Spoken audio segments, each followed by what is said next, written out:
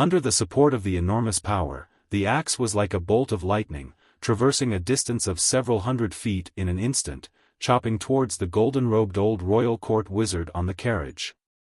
Seeing the sharp axe whistling towards him, the two valiant warriors of the royal court, who had been standing silently by the old magus side, raised the giant shields at their feet at the most crucial moment, blocking in front of the old magus.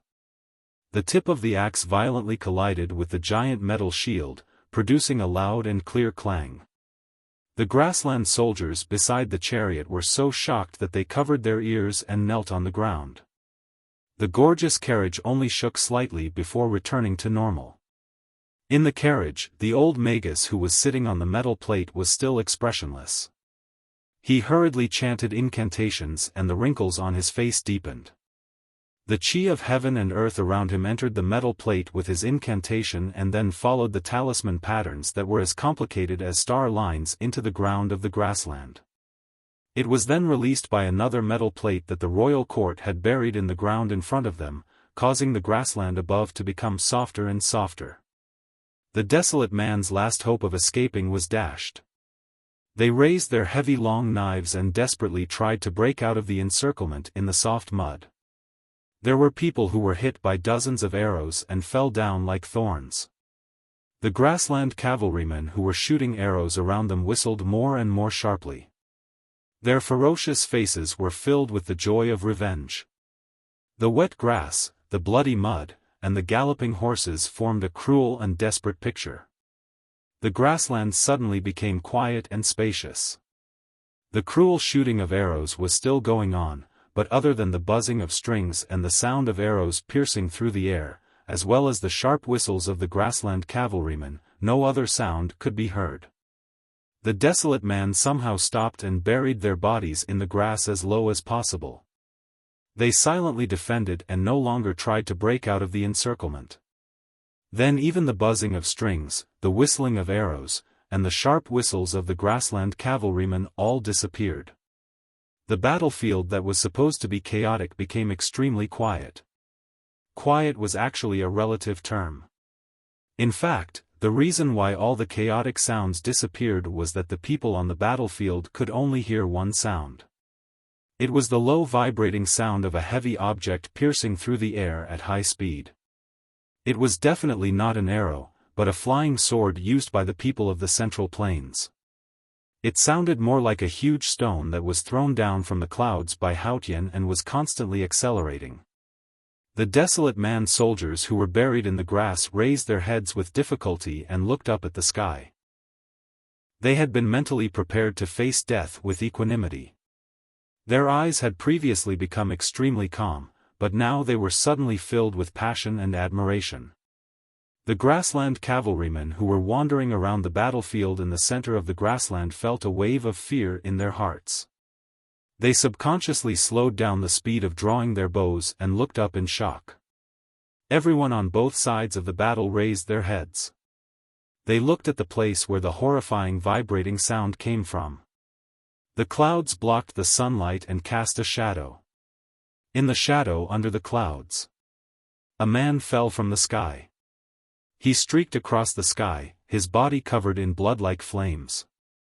He fell from a height of tens of meters, as if he had jumped down from the clouds. His terrifying speed broke through the air around his body, creating a semi-spherical mist. Perhaps it was because of the intense friction between his legs, there were blood-like flames splashing out. The man was like a meteorite that smashed into the earth. The place where the meteorite fell was the gorgeous carriage of the left king's palace on the grassland. The two most powerful warriors in the palace on the carriage roared and raised their heavy giant shields to block the head of the old wizard. The old sorcerer's hands trembled violently, and the psyche power in his sea of consciousness gushed out, mobilizing the chi of heaven and earth around him to quickly gather. Then, he raised his head, and through the gap between the shields, he saw a foot. The foot was wearing a very ordinary leather boot. The leather boot was a little old and the bottom of the boot was a little dirty. He didn't know which grassland, which gobi, which sewage, and which mountains and rivers he had stepped on. The moment he saw this foot, the old wizard of the royal court understood a truth. Death had come. The man who fell like a meteorite stepped on the hard metal giant shield. The old soles of the boots couldn't withstand such a huge force and cracked inch by inch. However, the hard metal giant shield also cracked inch by inch. The two powerhouses of the royal court who were holding the giant shield up didn't even have time to groan. Their thick arms were directly turned into silk-like muscles under the unstoppable and terrifying force. The white bones that were just exposed instantly turned into powder. Blood spurted out from their noses, eyes, ears, and mouths like arrows. The foot that had no soles broke the giant shield and continued to descend among the flying metal fragments. It easily broke the old wizard's condensed chi shield and stepped on his head. The old sorcerer's lifeless eyes were stomped directly into his neck. Then, the foot continued downward and stepped on his body. The old sorcerer's body suddenly sank and flattened until it became a pile of meat paste. The foot in the leather boot continued to descend. It broke the old wizard's meat paste. It broke the hard metal disc. It broke the broken carriage board. There was a loud bang. Dust and blood and meat powder splashed everywhere. Smoke and dust flew everywhere. The luxurious carriage turned into a pile of rubbish. The sharp metal fragments shot dozens of grassland soldiers standing around the carriage and fell to the ground. The foot that broke through the clouds and tore through the air finally stepped on the grassland that the barbarians had occupied for nearly 1,000 years. A middle-aged man in a leather robe stood in the middle of the ruins with a blood-red giant knife on his back. He looked expressionlessly at the grassland barbarians who were stunned like statues. The desolate soldiers who were trapped in the grassland swamp looked at the powerful man in the distance. They finally broke the silence and let out a crazy roar. Some young desolate people were so excited that they even shed tears. Somewhere in the deep mountains in the south, there was a Taoist temple that looked extremely simple. Because it was remote, there were no tourists or believers who came here. Naturally, there were no incense offerings. The Taoists in the temple didn't like incense either. They felt that the smell was extremely vulgar. It was even different from what ordinary Taoist Haotian thought. The Taoists who lived in this old temple didn't even care about incense money. In the depths of the Taoist temple, there were 7 thatched cottages beside a quiet lake. They were different from the simple and even shabby feeling of this Taoist temple. Although the eaves of these 7 cottages were covered with thatch, they gave people an extremely luxurious and solemn feeling. The roots of the thatch were yellow and white like gold and jade. No one knew how many years they had been through, but they were still as fresh as before. In the first cottage, there was a large and thick classic quietly placed on the agarwood table by the window. The cover was as black as coagulated blood. It also looked like a black blood stone that was formed after hundreds of millions of years. There was a word written on it. The classic had been opened. The pen that was full of ink moved slowly and smoothly to the right to write a line. The middle-aged Taoist put down his pen and looked at it for a moment. He nodded with satisfaction. There were 2 words written on the blank paper. That was someone's name. Ning Quebec Ching Fong couldn't read, but he could help condense the ink and leave the words on the paper. After a while, a breeze blew in from outside the window. The pages of the book rustled and kept turning forward. No one knew how many pages had been turned. The classic with the word written on the cover finally flipped to the front from the page with the word Ning K written on it. The first page of the classic was completely blank like snow. There were a few names on the second page. Lu Bai's name was at the top.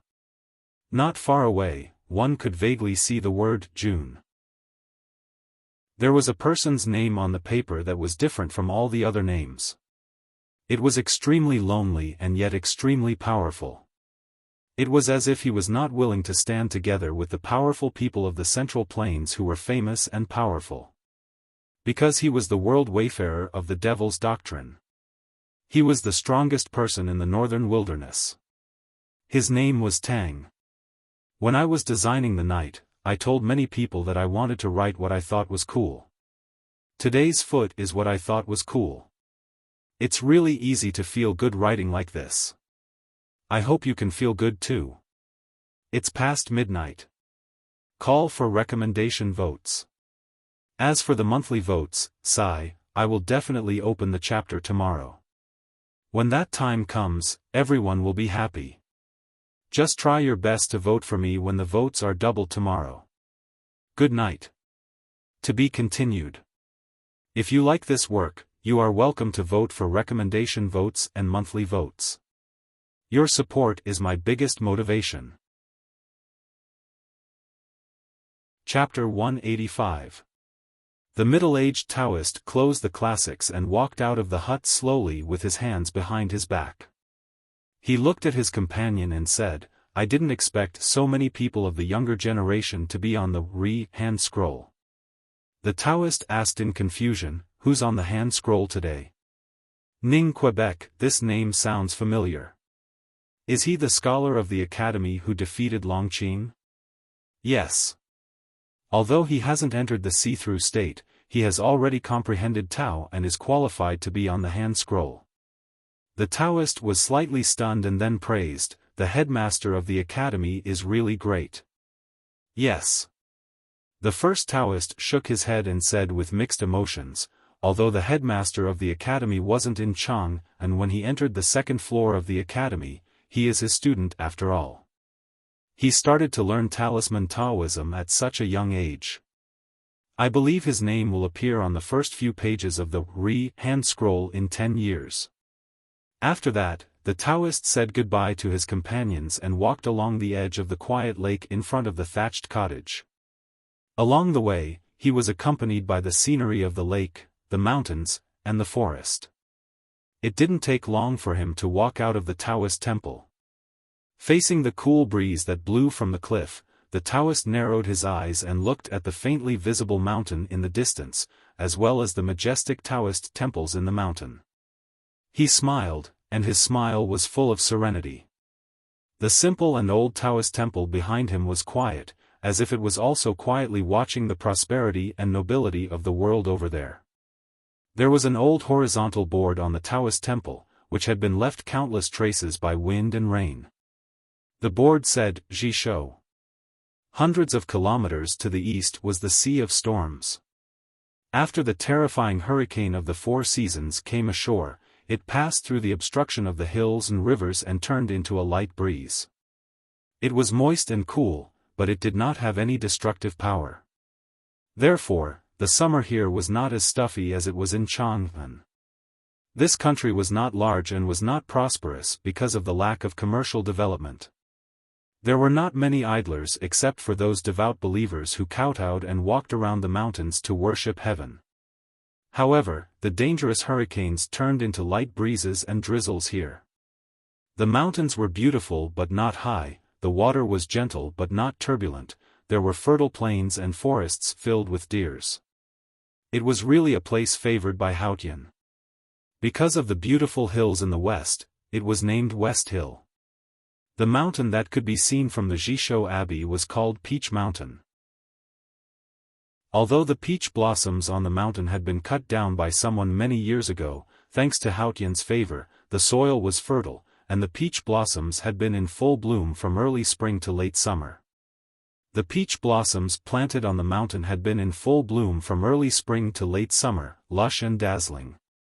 There were several neat and smooth cliff plateaus on the Peach Mountain, as if they were carved out by the divine power of heaven with a giant axe. Numerous Taoist temples of different styles were built on the cliff plateaus, which formed a group of magnificent and solemn temples. They were the divine halls of West Hill. The divine temple was built on the Peach Mountain and was divided into 3 levels. On the upper cliff plateau closest to the sky, there were 4 most spectacular Taoist temples. Among them, the Taoist temple near the cliff edge was built with huge black stones. Its shape was not like ordinary Taoist buildings. It looked at the believers who kowtowed on the mountain road with eternal indifference. The main hall of the Black Taoist temple was extremely spacious and grand. There was a curtain made of pearls and jade hundreds of meters deep. Behind the curtain was a divine throne carved from the black jade of the South Sea.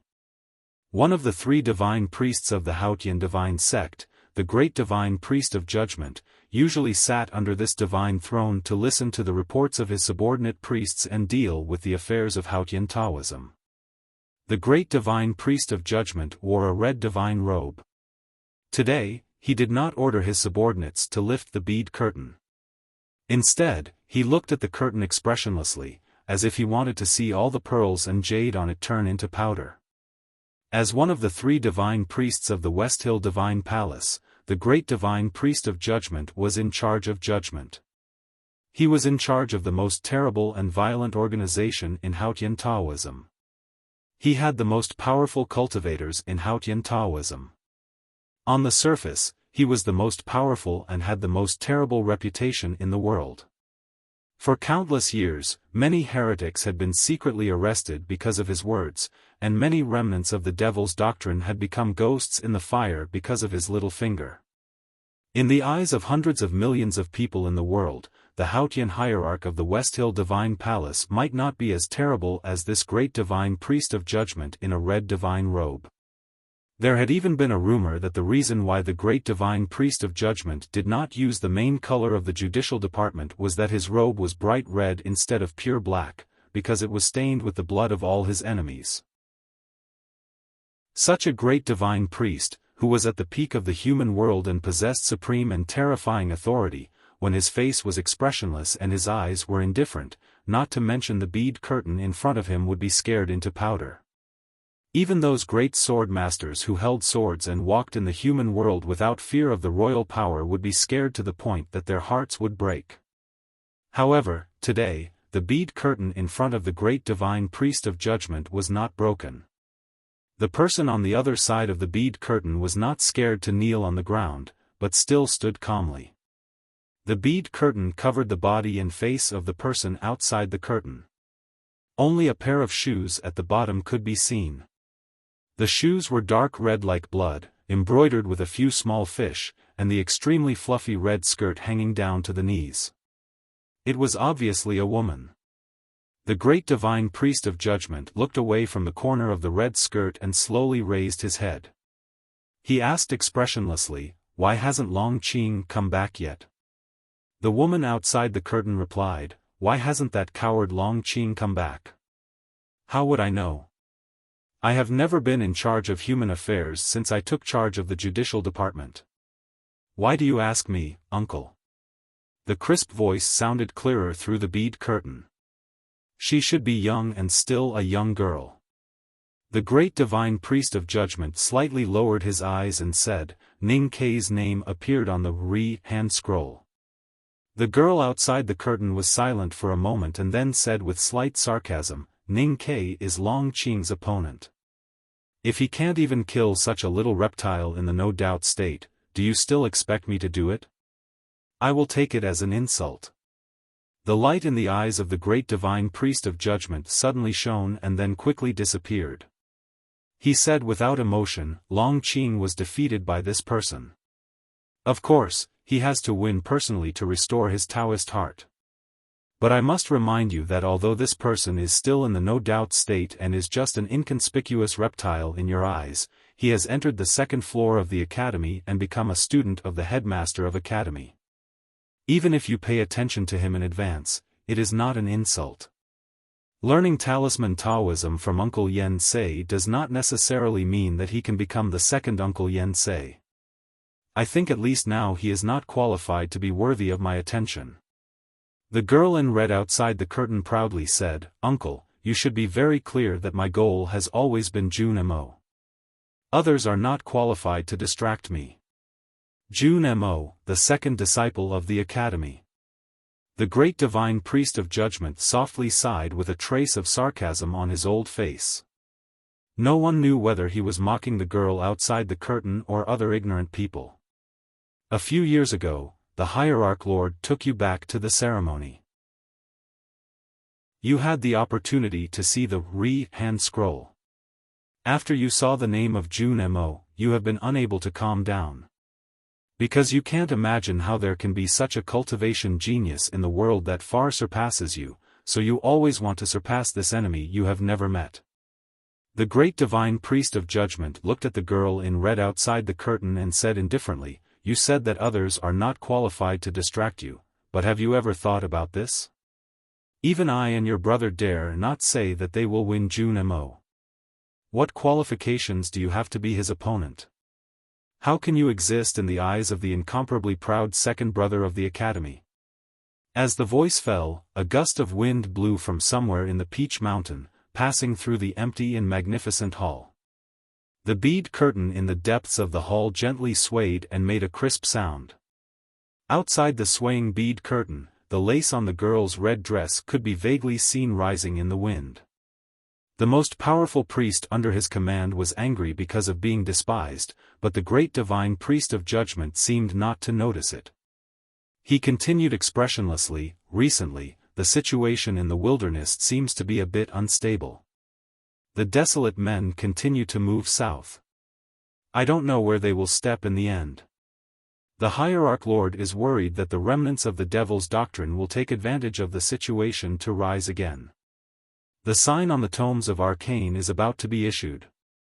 The judicial department will naturally go first. You immediately set off for the north." The girl in red outside the curtain was obviously a little surprised. After a moment of silence, she said, "After all, it is just a small matter. I am anxious to cultivate in the mountain and break the realm. Uncle, please choose another candidate." The great divine priest of judgment calmly looked at the girl's figure outside the curtain and said, "The divine hall recognizes your talent and perseverance in cultivation.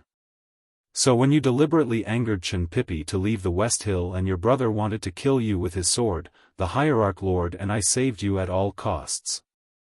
But you need to know that talent and perseverance are not absolute guarantees of pride. Your brother is proud and calm. Jun Mo is proud and dull. That is because they have long stood at the peak of the young generation in the world. They have the strength to be proud. Whether it is you or Long Qing, although you are good enough, you are not in that absolutely powerful field. As long as someone is sure to defeat you, you have no right to be proud. Because this kind of pride without absolute guarantee of strength will be a great obstacle to the cultivation of your Taoist heart. Absolutely believe that what you believe is right. Faith can be firm. Absolutely believe that no one can defeat you. Pride can be firm. People like your brother and Jun Mo had already achieved this many years ago, but what about you guys? In the legends of the world, the two priests of the judicial department are great figures. But in fact, what is so great about you? Long Qing went to the academy in Chang'an this time, but he was defeated by a young man in the no-doubt state. I believe he will understand something. It is a pity that you have never had a chance to be defeated under the love of the hierarch and me." The girl outside the curtain was silent for a long time and then asked, "Uncle, Master, and you decided to let me go to the wilderness. Do you want me to deliberately seek defeat?" The great divine priest of judgment said indifferently, "The headmaster of the academy once said that you can only get benevolence if you seek benevolence. As for failure, seeking defeat often means not being defeated. So I want you to seek defeat in the hope that you will really not be defeated in the future." The girl outside the curtain bowed and then turned to leave. A priest of the judicial department came in from the side door of the main hall. He looked at the girl who was stepping on the bright golden beads and walking out of the hall. He looked at the red dress swaying in the wind and could not help but shake his head. He walked behind the bead curtain and bowed respectfully to the great divine priest of judgment on the throne. He wanted to say something but stopped on second thought. Everyone in the West Hill Divine Palace knew that the brother of the girl in red must be the next hierarch of Haotian Taoism, and she was very likely to become the next great divine priest of judgment. So this subordinate who was loyal to the great divine priest of judgment always felt that the previous reprimand of the great divine priest of judgment was too harsh. The great divine priest of judgment knew what this subordinate was thinking and said expressionlessly, "The hierarch and I let her go to the wilderness to give her a chance to see how big the world is. The world praises her as the Tao addict, and she is indeed a bit obsessed. I think she will not have any opinion on things that are good for cultivation. Give me 3,000 first. There are still some left. I am writing. To be continued. If you like this work, please come to Chidian.com to vote for me. Your support is my greatest motivation." Chapter 186. Hearing this, the priest guessed that the hierarch and the great divine priest must have communicated with that person about this arrangement. So he did not say anything more. He took out the file and turned it to a certain page. He asked, "The U prison is almost full." The U prison was a place where the judicial department of the Divine Hall was responsible for detaining criminals. It was located deep underground at the back of Peach Mountain and never saw the sun. For thousands of years, countless powerhouses of the devil's doctrine and rebellious people who went against the doctrine of Haotian had been imprisoned here. They were either executed or locked up. The great divine priest of judgment supported his chin with his hand. No one knew what he was thinking about. Hearing this, his slender jade-like right hand slowly tilted up and said, "As usual." The judicial department's solution to the overcrowding of the U prison was very simple. That was to kill a group of people and burn a group of corpses. The corpses that occupied the space would be turned into ashes and dissolved in water to nourish the peach blossoms. There would be no waste. The subordinate priest nodded without any unnatural expression. Obviously, there was no psychological barrier. The great divine priest of judgment suddenly closed his eyes slowly and asked in a low voice, "How is the great divine priest of light now?" The subordinate priest heard the words, "Great divine priest of light," and his body suddenly stiffened. He bowed his head and replied, "He is the same as before, chanting the doctrines and classics every day. It seems, there is nothing unusual." The great divine priest of judgment closed his eyes and thought for a long time. His right index finger gently tapped on the armrest of the black jade throne. Suddenly he opened his eyes and said emotionlessly, "Let the whole world know that the 13th disciple of the academy, Ning Ke, has entered the hand scroll." The priest looked at the old face of the great divine priest and asked carefully after a moment of silence, "Dear great divine priest, what is the purpose of releasing this news?" The great divine priest of judgment did not explain and continued indifferently, "In addition, let everyone know that Ning Ke, besides Chao Xiaoshu, killed the monk Wu Shi of Yueluan Kingdom and the swordsman of South Jin Kingdom in one night at Spring Breeze Pavilion in Chang'an last year." The priest vaguely guessed the intention of such an arrangement. He thought for a moment and whispered, "Even if the aunt of Yueluan Kingdom and the sword Garrett are angry, Ning Ke is a student of the headmaster of academy and he is in the Tang Empire. Who dares to take revenge? Even if he is out of the Tang Empire, will Cuny Madi and the sword Garrett dare to take revenge?" Next to the desk, Ning Ke was holding a brush and was eager to continue writing talismans. Suddenly hearing such a long accusation, the excitement on his face turned into a bit of resentment. He awkwardly said, "I just learned to write talismans. I'm a little excited and always want to practice more. Why do you take it so seriously?" After understanding talisman Taoism in that summer rainstorm, Ning Ke was immersed in that magical world and couldn't extricate himself. From waking up in the morning to going to bed, he wrote talismans in the small courtyard, which made it difficult for Sang Sang to do housework. He also kept writing talismans in the back of the mountain of the academy.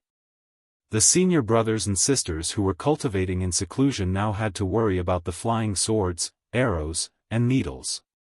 They also had to worry about the fresh water rushing into their faces and the soil ridge suddenly appearing under their feet. What was more terrible was the fire that the talisman paper turned into. Now a saying began to spread in the back of the mountain of the academy, "Guard against fire, knives, and junior brothers." The unhappy senior brothers and sisters finally made a not difficult decision. If youngest brother wanted to write talismans, he had to do it in the blacksmith room of sixth brother. Anyway, there was fire all year round, so they didn't worry about a fire. Ning Ke felt that the senior brothers and sisters were making a fuss over a trifle. It was nothing to be splashed with some water and burned a few holes in the academy uniforms. They were all powerful cultivators, at least in the see-through state. How could they be afraid of these? But since he had offended the public, he had to stay in the sixth brother's room obediently every day. Accompanied by the sixth brother's simple and honest sigh and the fourth brother's angry roar, he kept practicing talisman. Presently, he was like a child that had obtained a new toy, and he played tirelessly from morning to night as if he would never feel tired or tired. Along with the passage of time, he mastered more and more talisman techniques, and his understanding of the Tao of talismans grew deeper and deeper. He didn't know that shortly after he condensed the first drop of water on the tip of his brush on that rainy summer night, his name appeared on the first volume of the 7 tomes of Arcane in the unknown place in the deep mountains of the West Hill Divine Kingdom. He also didn't know that the great divine priest of judgment in the West Hill Divine Palace, for some inexplicable reason, decided to announce his name in front of hundreds of millions of believers in the world. In fact, Ning Ke's reputation, at least in Chang'an, was loud enough without the help of the West Hill Divine Palace.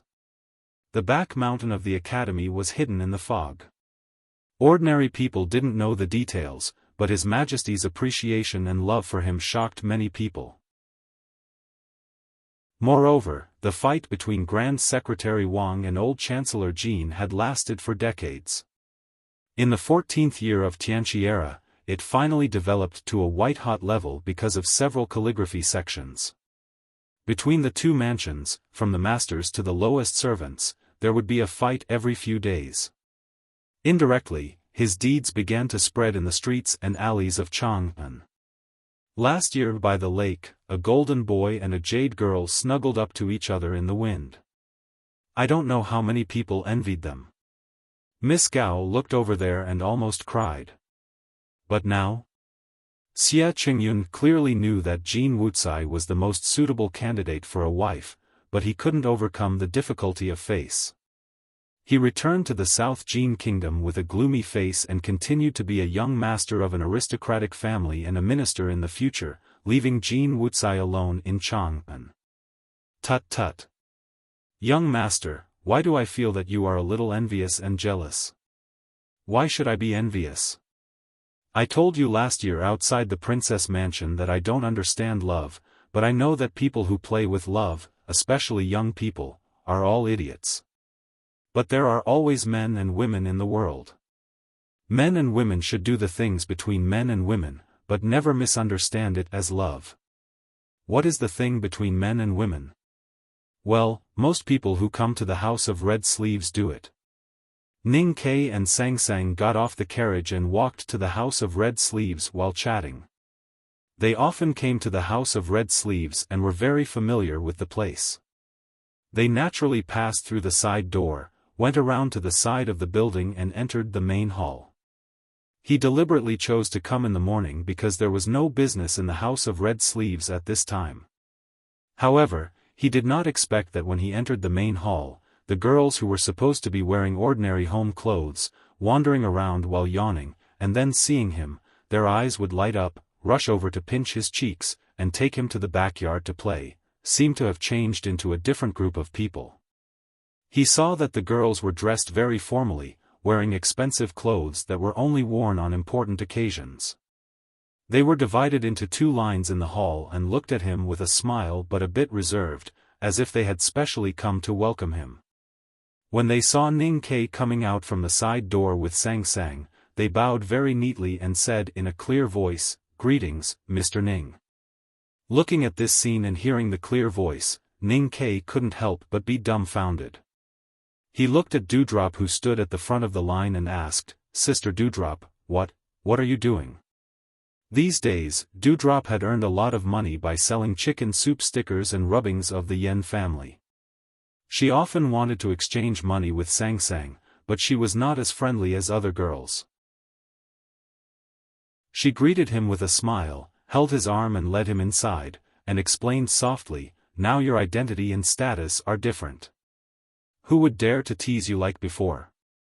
Mistress Jian knew that you died after entering the second floor and the whole building was full of red envelopes. The girls in the building are in awe of your current glory and also happy about the benefits you have brought. It's the first time for you to come back after a few months, so of course everyone should welcome you." Although Ning Kai was busy with cultivation after entering the second floor of the academy and seldom contacted the outside world, he had attended several banquets these days and probably knew that he could be regarded as a celebrity in Chang'an City. However, he really did not expect that he could receive such treatment in the House of Red Sleeves and could not help but feel a little intoxicated. Unfortunately, he didn't have much time to think about it. Just when the maidens had finally digested the shock and fear in their hearts and were about to pounce on him and ask him about the rumors, Mistress Jian's personal maidservant, Xiaofan, came down the stairs with a cold expression and reiterated Mistress Jian's rules to everyone. Sang and Xiaofan, who was about the same age and familiar with each other, went to the back garden to play. Ning Kai sighed and struggled to climb to the top floor of the House of Red Sleeves with his legs filled with lead. He reluctantly pushed open the wooden door and lifted the bead curtain. He bowed deeply to the woman behind the curtain and complained, "I have already entered the second floor of the academy. Why can't I?" Mistress Jian, who had a broad forehead and a straight nose, was not a traditional beauty but had a kind of grace similar to that of a man. She smiled slightly and gestured Ning Kai to sit down. She said, "How old are you? Why are you always thinking about men and women?" Ning Kai was annoyed and said, "The more you don't want to do something, the more you want to do it. Besides, I am already 18 years old. Last time I said, you can call me Aunt Jian." Mistress Jian pushed the tea in front of him and said with a smile, "No matter how much His Majesty appreciates you and how those guys in the back mountain love you, as long as I don't agree, no brothel in the entire Chang'an City dares to provoke you." "My dear aunt," Ning Kai said helplessly, "why is that?" Mistress Jian said earnestly, "What kind of place is the academy and what kind of place is the second floor? Since you are so lucky to enter, of course you should put all your attention on learning and cultivation. Why bother to entangle yourself with brothels like us? If something bad really happens, it's okay for you, but what if the reputation of the academy is damaged? I think even the headmaster of the academy doesn't care about these things," Ning Kai said. His eyes fell on her snow-white soft breasts, and his mind could not help but shake. Dewdrop looked shy and hurriedly waved her hands and stepped back. She hurriedly said, "Don't do this, don't do this." Ning Kai was stunned.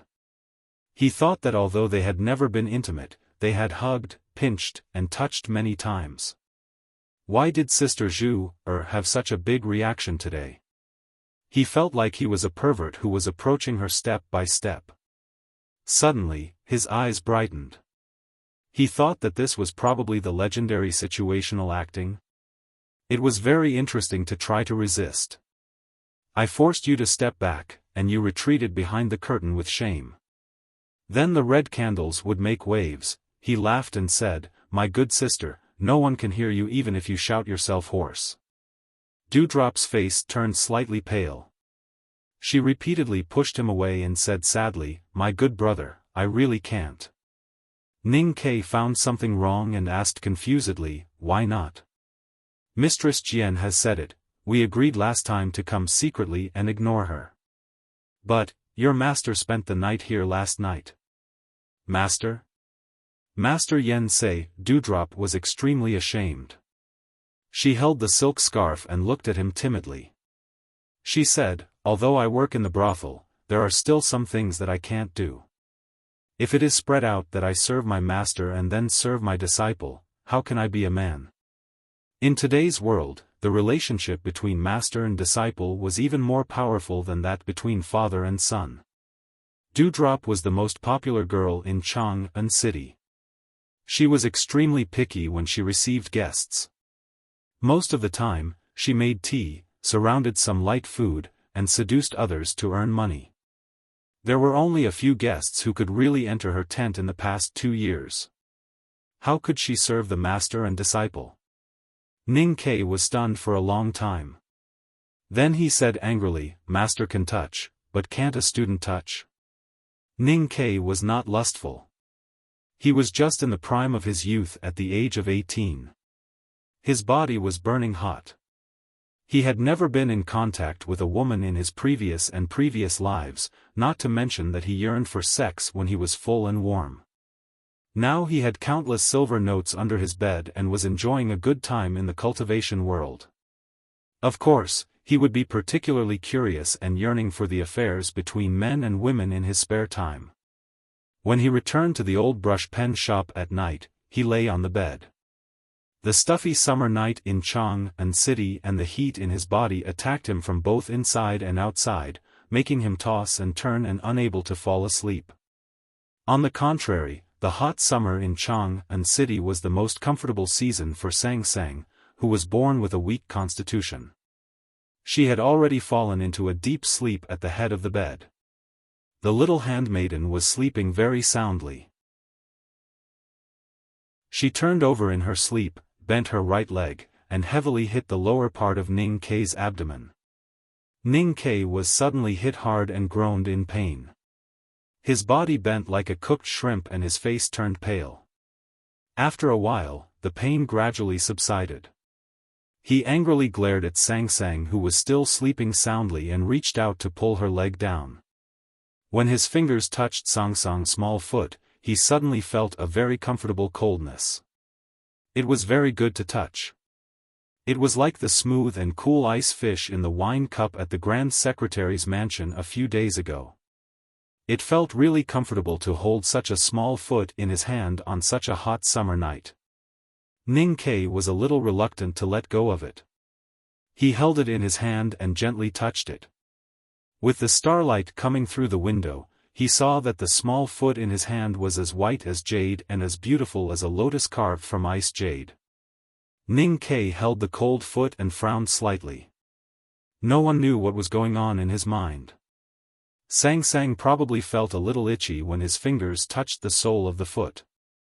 She shrunk her foot in her sleep, but failed to pull her foot out of Ning Ke's hand and woke up. She rubbed her sleepy eyes and asked, "Young master, why did you grab my foot?"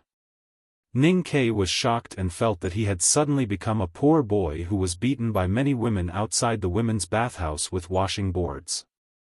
He forcibly suppressed his embarrassment and explained in a trembling voice, "It's too hot. Your foot is cold and comfortable to hold." Hearing the explanation, Sang Sang replied with an "oh" and lay down again to sleep. She adjusted her body and leaned to the right side so that Ning Ke could hold her right foot more easily. The backyard of the old brush pen shop returned to silence. Only the faint sound of cicadas could be heard from the street. After some time, Ning Ke suddenly asked, "Sang Sang, how old are you this year?" Sang Sang closed her eyes and answered, "I don't know when I was born. You told me that I was not that old when you picked me up. So I should be almost 14 now." 14, Ning Ke silently repeated in his heart and then let go of her foot in his hand. He said, "Sleep well." Sang Sang opened her eyes and looked at him curiously. She asked, "Young master, didn't you find it hot? I'll get a palm leaf fan." "What's the use of a palm leaf fan? Can't your feet stink?" "I wash my feet every day." "But young master, your feet really stink." "I don't care. Anyway, I'm going to get a palm leaf fan." "Young master." "Yes. Let me do it." A rustling sound came from the other side of the bed. Sang Sang crawled over and lay down beside Ning Quebec. She stretched out her slender arms and legs to hug him and put her face on his chest to find a comfortable position. Then she rubbed her face against his chest. She snuggled in his arms and murmured sleepily, "It's cool now." Her body was still small and thin. She hugged Ning Ke's legs and wrapped them around his waist, looking like a silk thread on an oak tree. However, she was a girl who was about to turn 14. The cool and bouncy feeling came through the thin layer of clothing. Ning Ke opened his eyes and looked at the roof. Although he was hugging her, he felt hotter and couldn't fall asleep. The cicada on the green tree in the street also couldn't sleep. She kept complaining about the heat. Well written, so I need a monthly vote. The double monthly vote has started. I can't do it alone. Please vote a few more. Thank you. To be continued. If you like this work, please come to Chidian.com to vote for me. Your support is my biggest motivation.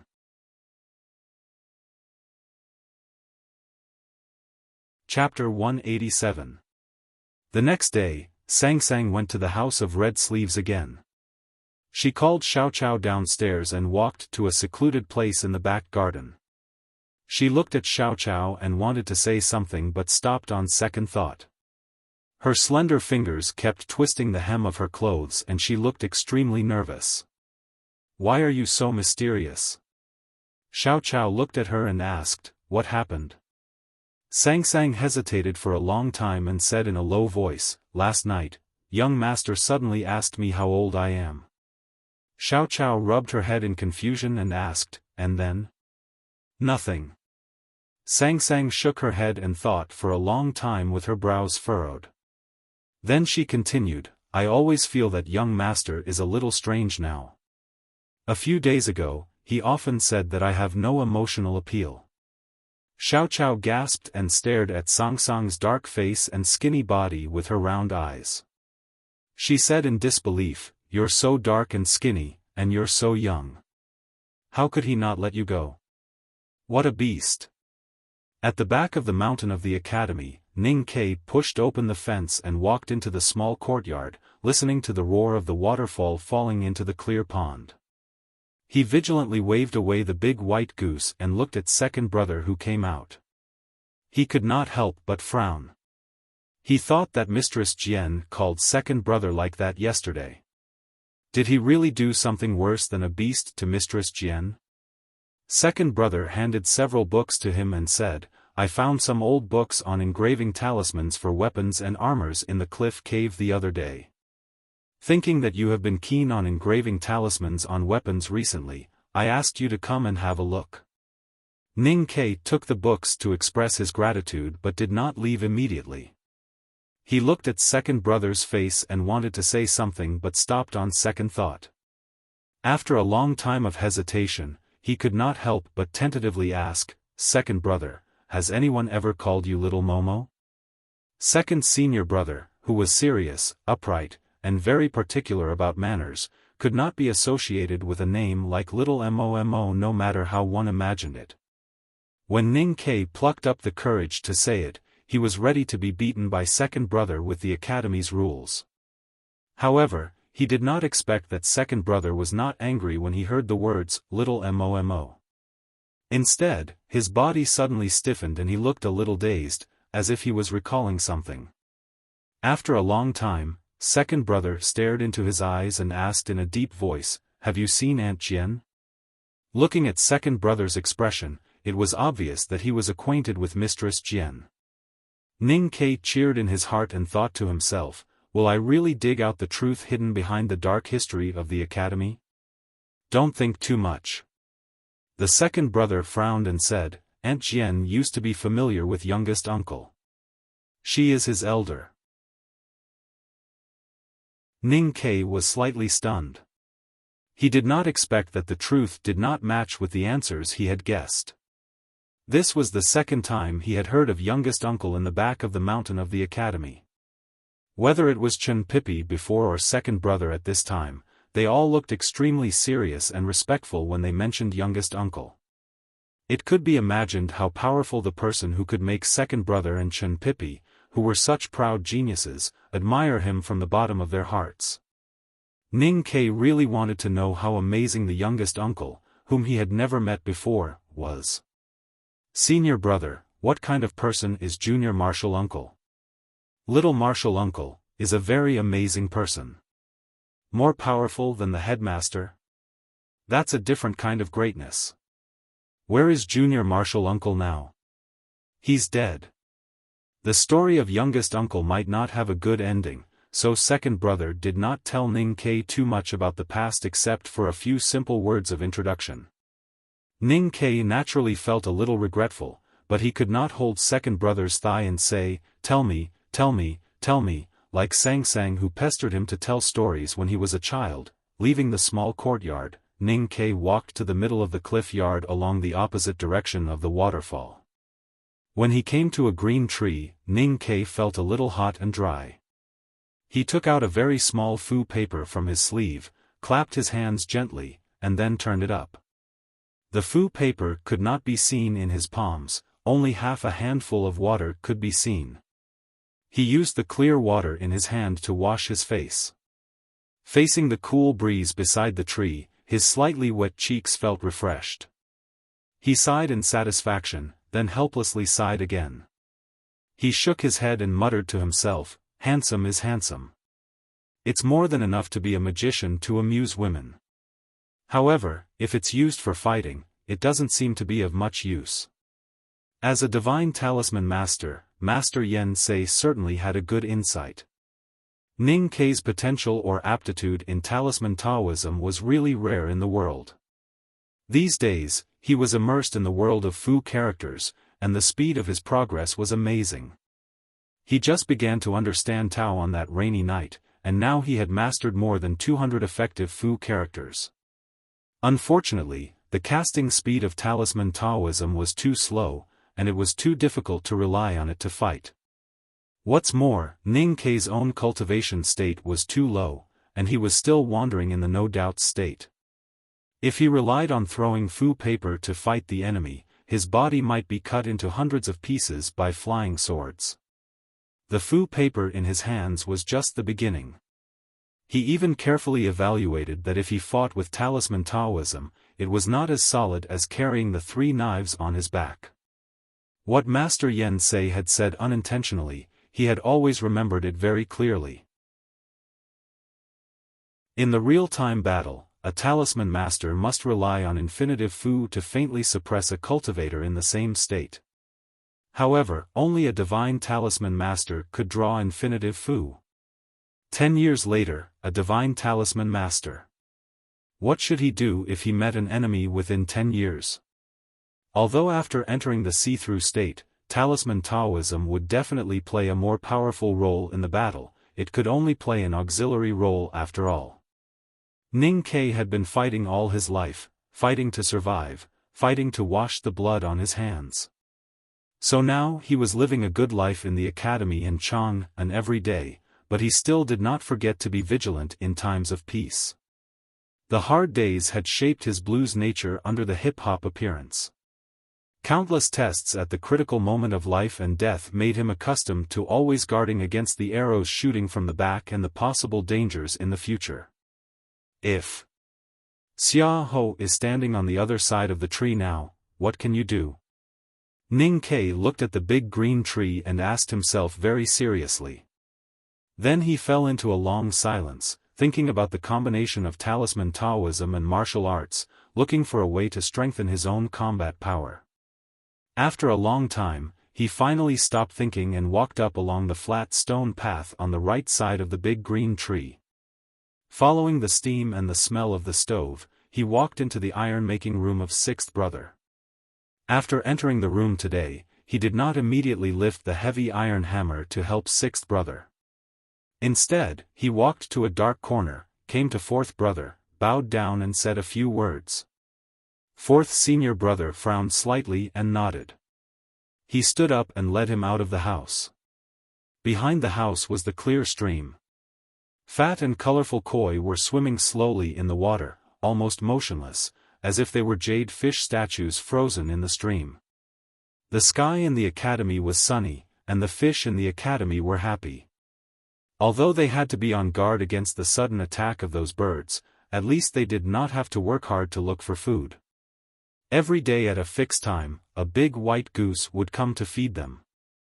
The old fish naturally became fat and lazy after being cooked for a long time. The water wheel squeaked and turned, constantly drawing the stream water into the bamboo pipe and then sending it to the iron-making room. The two sat by the stream not far from the water wheel.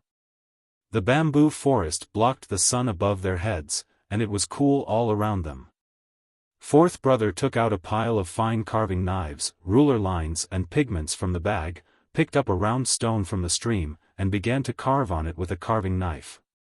Ning Kai imitated him, picked up a round stone, and carefully drew on it with a water-resistant pigment pen. As the tip of the pen moved, several complex lines appeared on the stone. The stream under the shadow of the water wheel's leaves suddenly became empty. Try again. Fourth brother said to Ning Quebec. Ning Kai stood by the stream and looked at the round stone at the bottom of the shallow stream.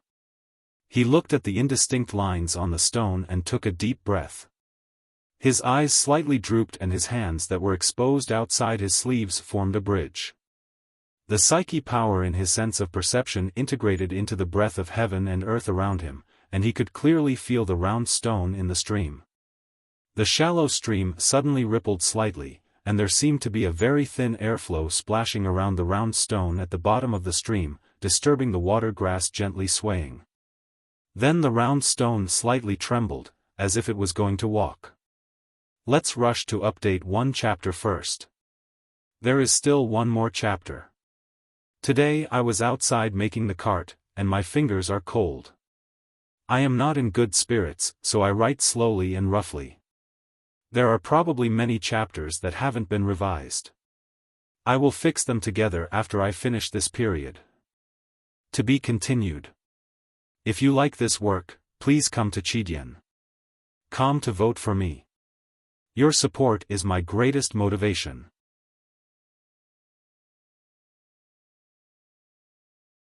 Chapter 188. The round stones at the bottom of the shallow stream trembled slightly, as if they wanted to leave, but they didn't move at all. They only struggled to make some small whirlpools, and then rose up, passing through the dense water plants, bringing along the air bubbles attached to the bottom of the grass. This proves that the talisman is effective, but the effect is too weak, so it can only be displayed with the buoyancy of the stream. Fourth brother looked at the pearl-like air bubbles in the stream and asked indifferently, "Youngest brother, I appreciate your idea that you are willing to use your talisman Taoism in practical things instead of metaphysics. But I don't understand why you want the talisman to be so small. Where are you going to use it?" Ning Kai said after a moment of silence, "I'm going to carve this talisman on the arrow, so it must be small." Fourth brother turned back and looked at him quietly, saying, "Good idea." Ning Kai smiled, but he heard fourth brother's next words before his smile was fully stretched. "Unfortunately, it's still wishful thinking." He asked in surprise, "Why?" Fourth brother said, "Carving talismans on armors can increase defense, and carving talismans on swords can increase lethality.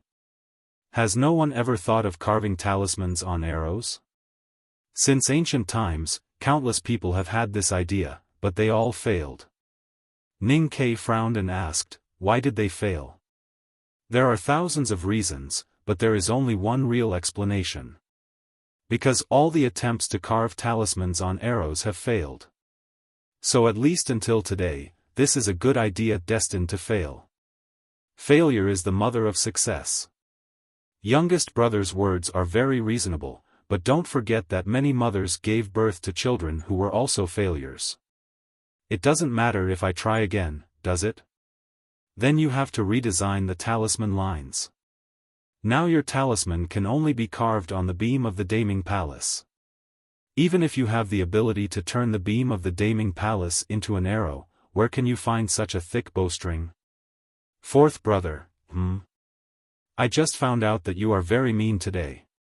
A talisman master like me, who plays technical work, pays particular attention to carving on the thinnest part. Good answer. It was not Ning Kai's first idea to carve talismans on arrows to increase power and shooting range. As a matter of fact, he already had this idea when he was listening to the old man Liu Qingchen talking about the secrets of cultivation on the grassland last year. Years of training in Min Mountain and the frontier fortress had given him excellent archery skills. Every time he thought about how to fight against strong cultivators, he would naturally think of bows and arrows. If talisman Taoism could be used on feathered arrows, then a safe distance and surprise attack could be guaranteed in a battle with a cultivation powerhouse. When Liu Qingchen heard about this idea last year during the journey, he immediately said that the arrow was too light to carve talismans on it, and the primordial qi attached to it would dissipate too quickly. Unless these two problems could be solved, the arrow would never become the weapon of choice for cultivators. At that time, Ning Ke had never touched talisman Taoism, so he did not think much about it. However, as the successor of the divine talisman master Yen Sei, and seeing so many crazy sublime people in the back of the mountain of the academy, he always felt that it was not impossible to carve a talisman on the thin shaft of an arrow. If he succeeded, wouldn't all the problems be solved? Although he was beaten by fourth brother's mean words by the stream, Ning Ke did not lose all his confidence. After returning to Chang'an, he broke into the South School of Haotian Taoism to find his master and pestered him for 3 days and 2 nights to get some advice. Then, he returned to the old brush pen shop and pondered for a long time with a brush, ink, ruler and line. Finally, he reduced the wind talisman to the smallest size. Late at night, the light was slightly swaying. Sang Sang, who was wrapped in white cloth, slowly floated up from the bed. The white cloth was densely covered with slender strips of paper. Some strange lines could be vaguely seen on the paper. A low whimper came from the closed window. Ning Ke stood beside the bed with a pale face and looked at her quietly. The scene looked extremely strange and terrible. Ning Ke's psyche power in his sense of perception was almost exhausted after drawing more than 40 wind talismans. His face was extremely pale, but his eyes were full of joy when he looked at the little handmaiden who slowly floated up and the paper talismans on her body. As Sang Sang's thin body floated in the air, he moved his hands up and down and said with emotion, "What is a trapeze artist? This is a trapeze artist. This is a magic trick. How can I know who Lu Qian is?" Sang Sang, who was floating in the air, frowned and said, "Young master, I don't know who Lu Qian is either." The next day, Ning Ke came to the back mountain of the academy. He took out the slender fu paper and handed it to sixth brother very solemnly. He said, "Senior brother, it depends on your craftsmanship." Sixth brother took the fu paper and looked at it for a long time in confusion. Then he picked up an arrow from the corner of the room that Ning Ke threw here a few days ago. He rolled the fu paper into a cylinder and stuck it tightly on the thin shaft of the arrow. "Although the size is suitable, I still think it will fail later." Sixth brother took out a fine carving knife and sat at the bright place of the window. He began to carve according to the lines of the fu paper on the shaft of the arrow. His fingers were very stable and did not tremble at all. His knife seemed to be slow, but in fact, it was extremely accurate. He did not want to be elegant but only practical. The hair-like blade perfectly copied the lines on the fu paper. After carving the fu, Ning Ke picked up the arrow and looked at the sky outside the window. Looking at the delicate and beautiful lines on the thin shaft-like patterns, he could not help but feel shocked and sincerely praised, "Sixth brother, your craftsmanship is really good." Sixth brother put the fine carving knife into the leather case and said with a simple and honest smile, "I am a craftsman." The two walked out of the room and came to the mirror lake. Ning Ke took a deep breath and calmed his mind. He put the arrow on the boxwood bough and slightly loosened and tightened his left fingers. His psyche power was released from his sense of perception and passed to the talisman lines on the arrow. For an ordinary talisman master, his psyche power was the key and the talisman he wrote was the lock. Only his psyche power could stimulate the power of the talisman. With a buzzing sound, the tight boxwood bowstring bounced back. Almost at the same time, his psyche power stimulated the talisman on the shaft. A breeze blew between the hard bough and then quickly dispersed. But the arrow did not know where it flew to. There was no trace of the arrow flying on the calm lake. There was no trace of the arrow flying in the forest across the lake. Under the azure sky, not a single trace of an arrow could be found. There must be traces of anything walking, crawling or flying. So where did the arrow engraved with wind talisman disappear in an instant? Ning Kai put down the hardwood bough in a daze and looked back at sixth brother with an inquiring look. Sixth brother spread out his hands with a confused expression on his simple and honest face. Just then, seventh sister walked out of the pavilion in the center of the mirror lake. Her eyebrows were furrowed and she was furious. Her head and body were covered with tiny sawdust, as if she had just crawled out of a lumberyard warehouse. Looking at seventh sister's embarrassed appearance, Ning Kai could not help laughing, thinking that senior sister was really like a silly girl. Sixth brother forged weapons and carved talismans all year round. He was simple and honest, but his eyes were sharp. He had already seen seventh sister's clenched right hand trembling because of anger and a cold metal arrowhead in her palm. His body slightly stiffened and his heart slightly chilled. Without saying anything, he turned around and went into his iron forging room, closing the door tightly.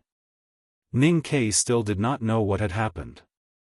He looked back at the closed iron forging room in confusion, and then turned back to seventh sister in the pavilion and shouted, "Senior sister, did you see an arrow?" Seventh sister suppressed her anger and forced a smile. "What arrow?" "It's just an arrow with a fancy shaft." Seventh sister smiled and stretched out the arrowhead in her right hand. She asked, "Is it this one?" Ning Kai said in surprise, "Yes, it is this." Why is there only an arrowhead? Where is the pole?" Seventh sister gently brushed the hair on her cheeks and dusted the sawdust in her hair. She smiled charmingly and said, "Here." Ning Kai finally came to his senses. Without hesitation, he turned around and ran to the iron forging room, shouting, "Sixth brother! Help! Open the door!"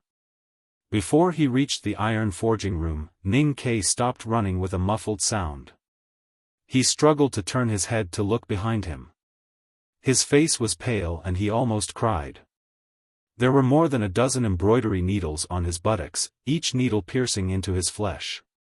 In the pavilion, seventh sister gently pinched the embroidery frame and sneered, "Knives, swords, needles, and now arrows. If I don't teach you some lessons, I really don't know whether you will also use firearms in the future." After the small interlude, the innovative work of developing talisman arrows still had to continue.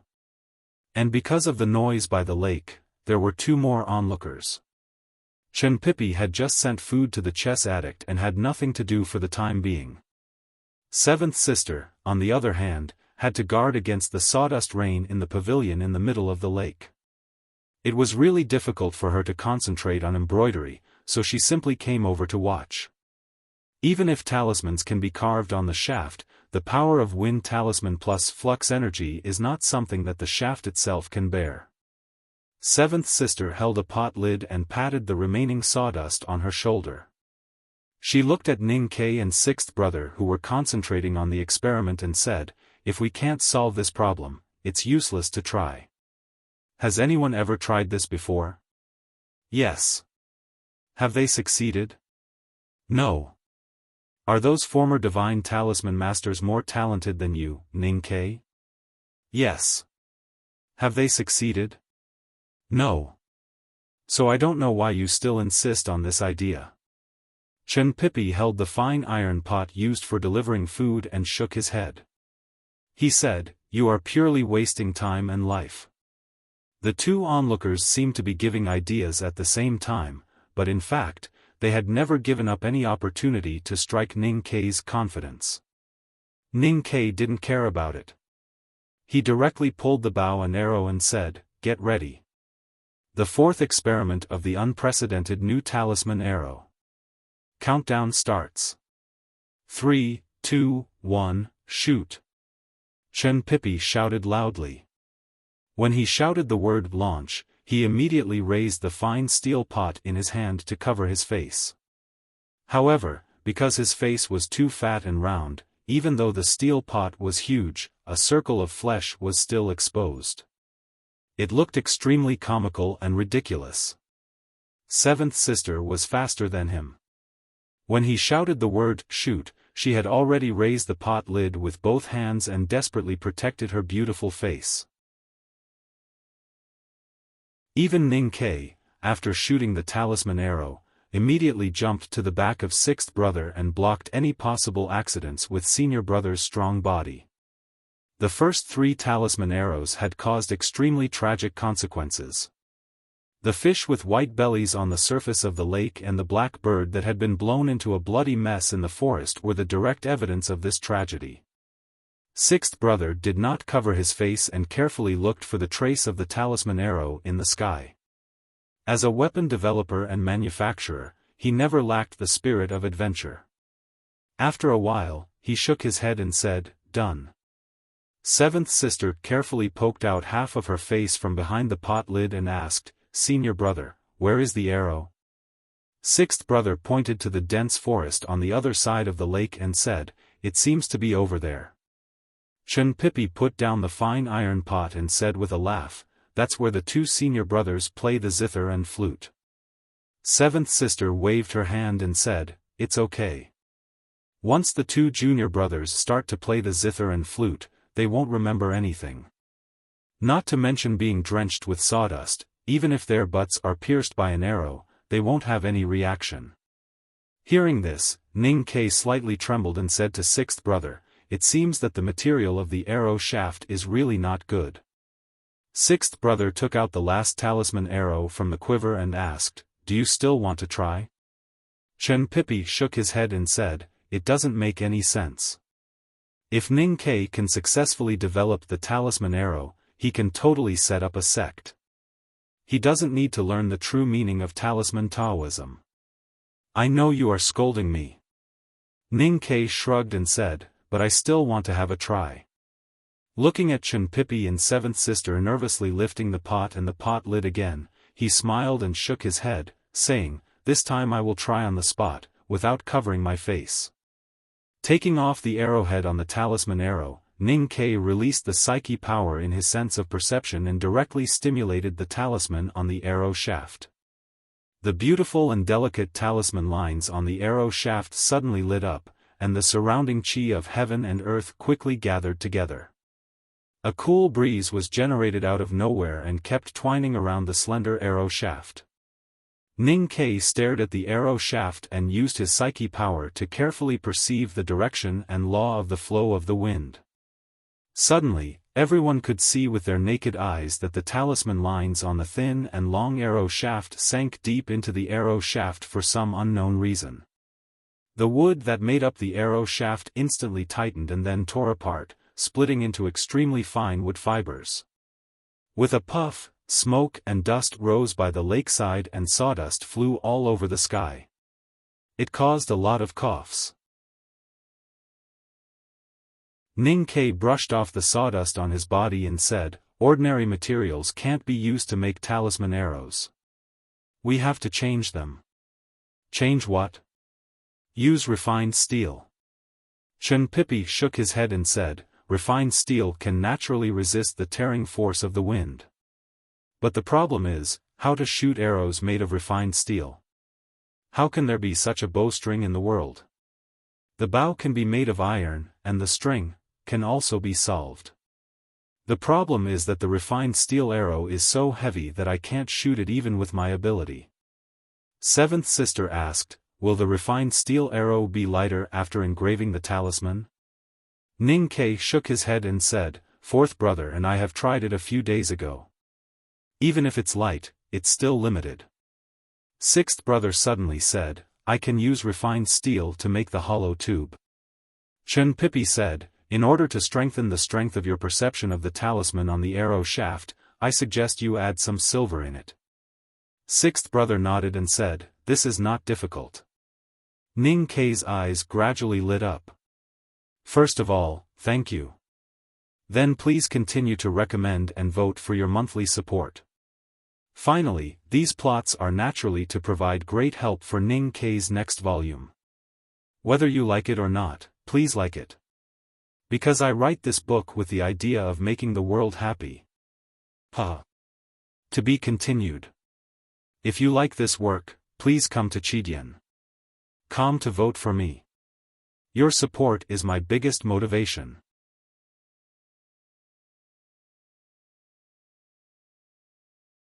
Chapter 189. Sixth brother looked at Ning Kei and said, "If the material of the arrow shaft is changed to mixed silver, your talisman must be redesigned. I will make some mixed silver later, and you can take it back to try." Ning Kei thought of the little handmaiden floating in the old brush pen shop in the middle of the night, scratched his head and said, "Sixth brother, please help me prepare more materials.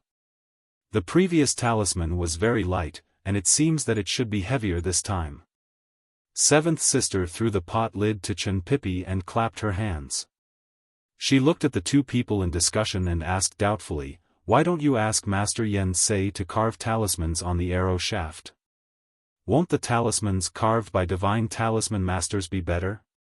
For ordinary talisman masters, the talismans they wrote could only be activated by their own psyche power frequency, but this rule was not applicable to divine talisman masters with mysterious states.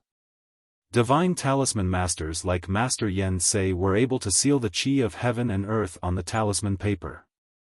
As long as the user controlled the chi of heaven and earth with his psyche power, the power of the talisman could be activated. The importance of divine talisman masters to national armies and sects was reflected here. However, divine talisman masters had such a high status that ordinary martial cultivators were not qualified to ask them to specially make weapons for themselves. What's more, if the armors and weapons of martial cultivators wanted to bear the powerful talisman carved by divine talisman masters, they needed enough high-quality or even rare materials. But rare materials must be expensive, which was one of the important reasons why divine talisman weapons were extremely rare. Ning Kei was about to explain the difference between the two to seventh sister when fourth brother, who had been silent for a long time in the dark corner of the room, said, "The talismans carved by divine talisman masters are powerful, but they are others' talismans after all. It's better for youngest brother to carve his own talisman for the close-range weapons he needs. The two can communicate with each other and even change according to the surrounding environment, which is very good for improving his state and enhancing his fighting advantage." After a short pause, he continued, "People like youngest brother who have a great lucky chance can ask Master Yen Sei to carve talismans for him at any time, but he can't do that. Once he becomes dependent on the fixed divine talisman, it will be more difficult for him to make progress. What's more, the talismans on the weapons are not made by himself. If they are damaged, where can he repair them?" A few days ago, Ning Kei wanted to ask his master to carve a talisman on his weapon. At that time, Master Yen Sei's answer was very similar to fourth brother's. He could not help but nod. Suddenly, he thought of the thing that Chen Pipi mentioned when he first entered the back of the mountain of the academy. He looked at fourth brother and asked curiously, "Fourth brother, the armor of General Xiaofan?" Fourth brother replied, "The divine talisman armor on Xiaofan is a divine talisman designed by Professor Huang He himself. Your sixth brother and I are just blacksmiths and carvers, and we did some technical work." Thinking of the general who wore the divine talisman armor and had been victorious in the Yen territory for more than 10 years, Ning Kei smiled with mixed feelings after a long time of silence. He shook his head and sighed, "We, the four border generals of the Tang Empire, are really honored to be able to invite a divine talisman master like Professor Huang He to make talismans and two senior brothers to make armor with great care." Fourth brother shook his head expressionlessly and said, "The four generals have no influence on the academy. Although I'm not a divine talisman master, General Su sure can't ask me to do anything if I don't want to. After all, it's because of Professor Huang He. Since he has asked, we can't refuse." "Is Professor Huang He familiar with General Xiaofan?" Ning Ke asked casually. Fourth brother looked up at him and said after a moment of silence, Professor Huang, he is a visiting professor of the Imperial Center Administration. It's his duty to enhance the strength of the Imperial military. Hearing the words, Imperial Center Administration, Ning Ke remembered the token hidden in his belt. Since His Majesty gave him the token, he had never visited the Imperial Center Administration. He only knew that it was an institution used by the Empire to manage cultivators. He couldn't help but wonder if he could get some benefits from his identity in the Imperial Center Administration. Walking stones at the bottom of the stream and testing arrows by the lake, time seemed to pass much faster in the back mountain of the academy than in the outside world. Seeing that the sun was setting and the light was getting darker, Ning Ke took the heavy mixed silver wrought iron wrapped in leather from sixth brother, saluted to senior brothers and sisters with hands folded in front, and then walked out of the mountain. Chen Pipi saw him out of the mountain. Before entering the fog, he suddenly stopped and asked with doubt on his chubby face, "Did Master Yen really say that your aptitude in talisman Taoism can be ranked in the top 3 in history?" Ning Ke patted his shoulder and comforted him, "Are you feeling a little lost, lonely, and cold because you finally found that you can't compare with me in cultivation? Think about it. You can't enter talisman Taoism, why do you compare with me in this? Think about Lu Bai, the Sage of Sword, he can't catch up with me in this aspect." Hearing that Ning Ke compared himself with the most powerful man in the world, Chen Pipi's mood didn't improve immediately. He replied sarcastically, "I am a grand cultivator in the knowing destiny state. Do you think I will envy you, a mere no-doubt state cultivator? That's not what you said." Ning Ke retorted with a smile, "I have only cultivated for a year and jumped from the initial state to the no-doubt state. Who can be sure that I can't enter the knowing destiny state in the future? You only have 10 acupoints in the ocean of Qi and mountain of snow. You have to admit that your aptitude is inferior." Chen Pipi looked at him sympathetically and said, "Even if the headmaster of the academy forcibly teaches your wooden head to the knowing destiny state, so what? You are just a wooden head in the knowing destiny state." Ning Ke frowned and said, "The ocean of Qi and mountain of snow is blocked, but it doesn't mean that my head is blocked." Chen Pipi stood in front of the fog on the mountain path and looked back at him with a smile. He said, "Anyway, I'm not sure whether your aptitude in talisman Taoism is in the top 3 in history. But I can be sure that even if you enter the knowing destiny state, you must be the weakest one in history. You can't influence the Qi of heaven and earth more than 3 feet away from you. How can you call yourself a grand cultivator then?" When he mentioned grand cultivators, he deliberately emphasized the word grand cultivator and bit down on it. Ning Ke's face had long been trained in the cold wind of Min Mountain and the wild sand of the frontier fortress. He didn't care about Chen Pipi's sarcasm at all. He just thought that it was a pity that he hadn't seen the legendary headmaster of the academy and eldest brother since he entered the 2nd floor of the academy for several months. He thought that if he could be taught by the headmaster of the academy, how fast would his cultivation progress be? When will the headmaster and eldest brother come back? No one knows. Traveling abroad, there will be a time when they come back, right? It's been more than a year. Traveling to enjoy the scenery and visiting friends is much happier than cultivating in the back mountain. If it were me, I wouldn't be willing to come back." Ning Ke looked at him with a smile and asked, "I heard that the headmaster only took eldest brother when he traveled around the world these years. Why didn't he take you? Last year in the old library, you bragged every day that you were the favorite of the headmaster of the academy.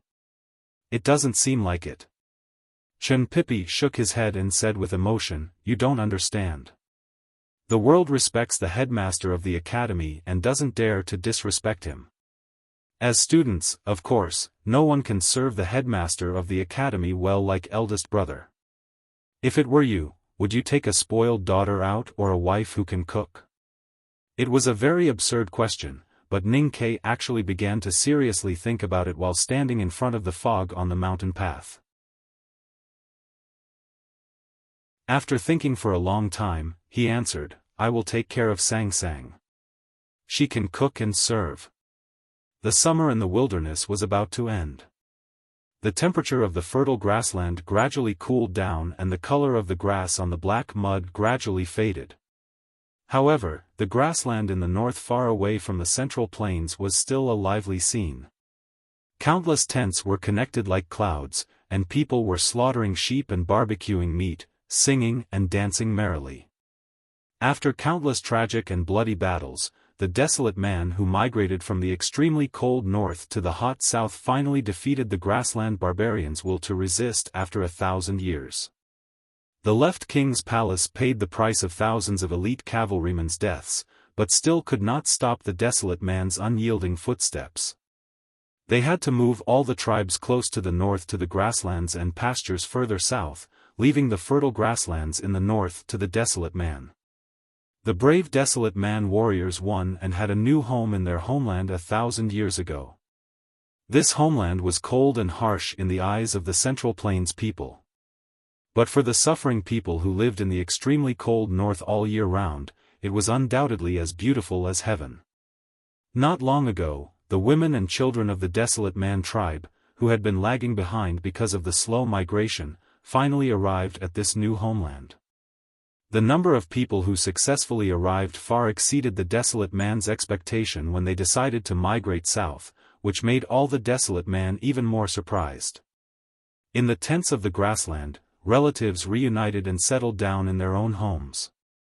They were familiar with the beautiful but strange new life. The smell of milk from the mutton soup and the smell of burnt dung mixed together and smelled extremely happy to the desolate man.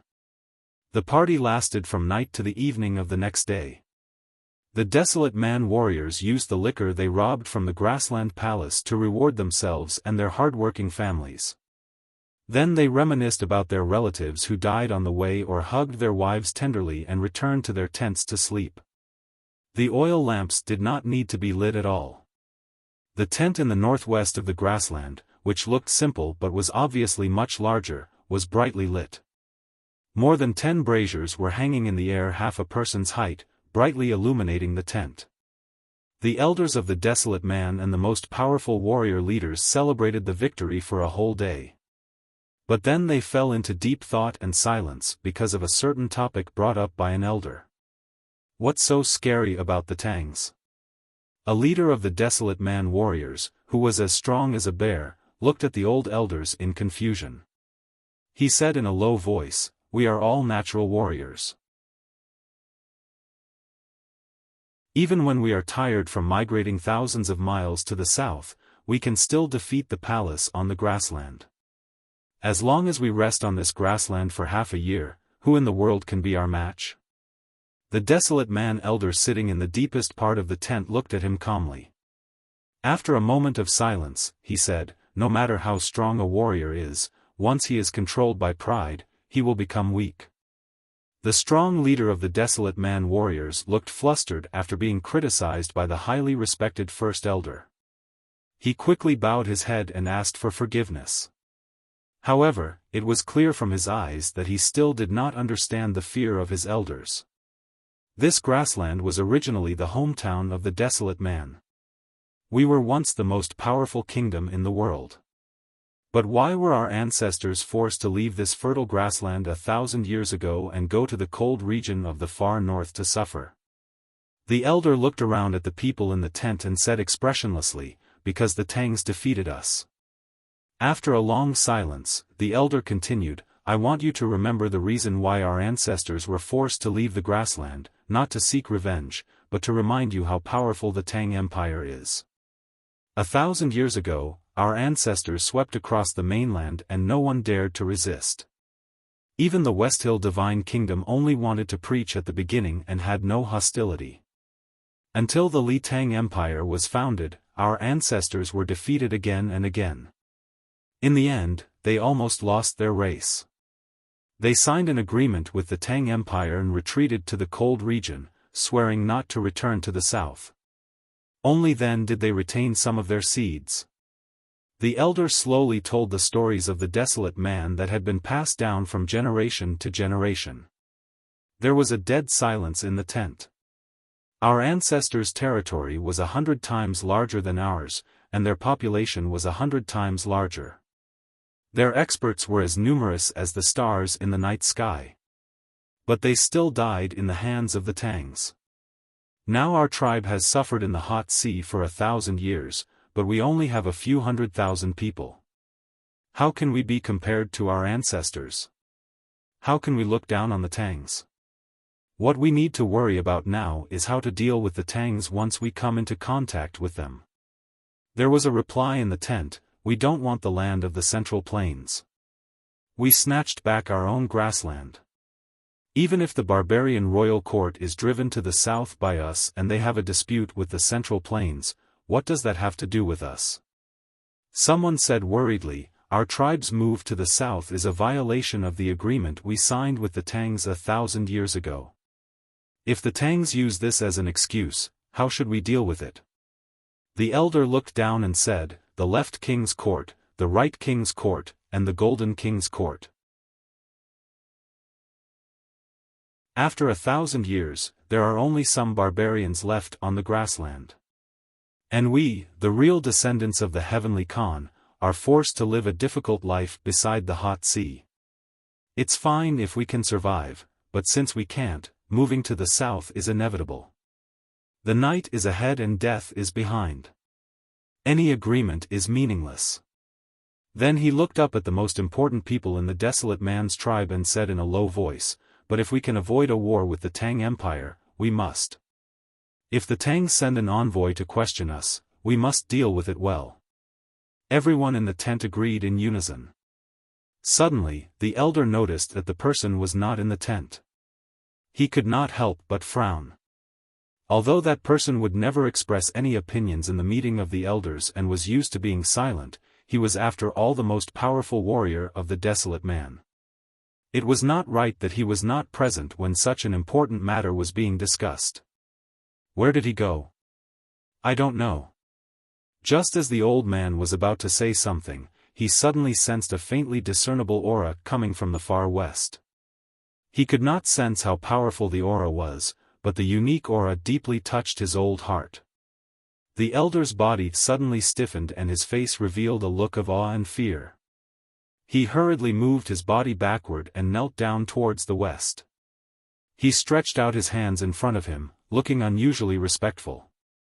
The skinny elders beside him also felt the aura from the west. Their expressions changed drastically and they quickly bent down on the carpet and sincerely reached out their hands to kowtow. The middle-aged leaders of the desolate man tribes did not feel the aura. They could not help but feel shocked and confused when they saw the reaction of the elders. They subconsciously knelt down and kowtowed to the west. Thinking about the new year, I was so happy and excited that I couldn't sleep again.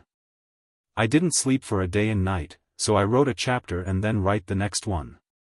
When I am too sleepy, I will update as much as I have written. I am so crazy. If you like this work, please come to Chidian.com to vote for me. Your support is my greatest motivation.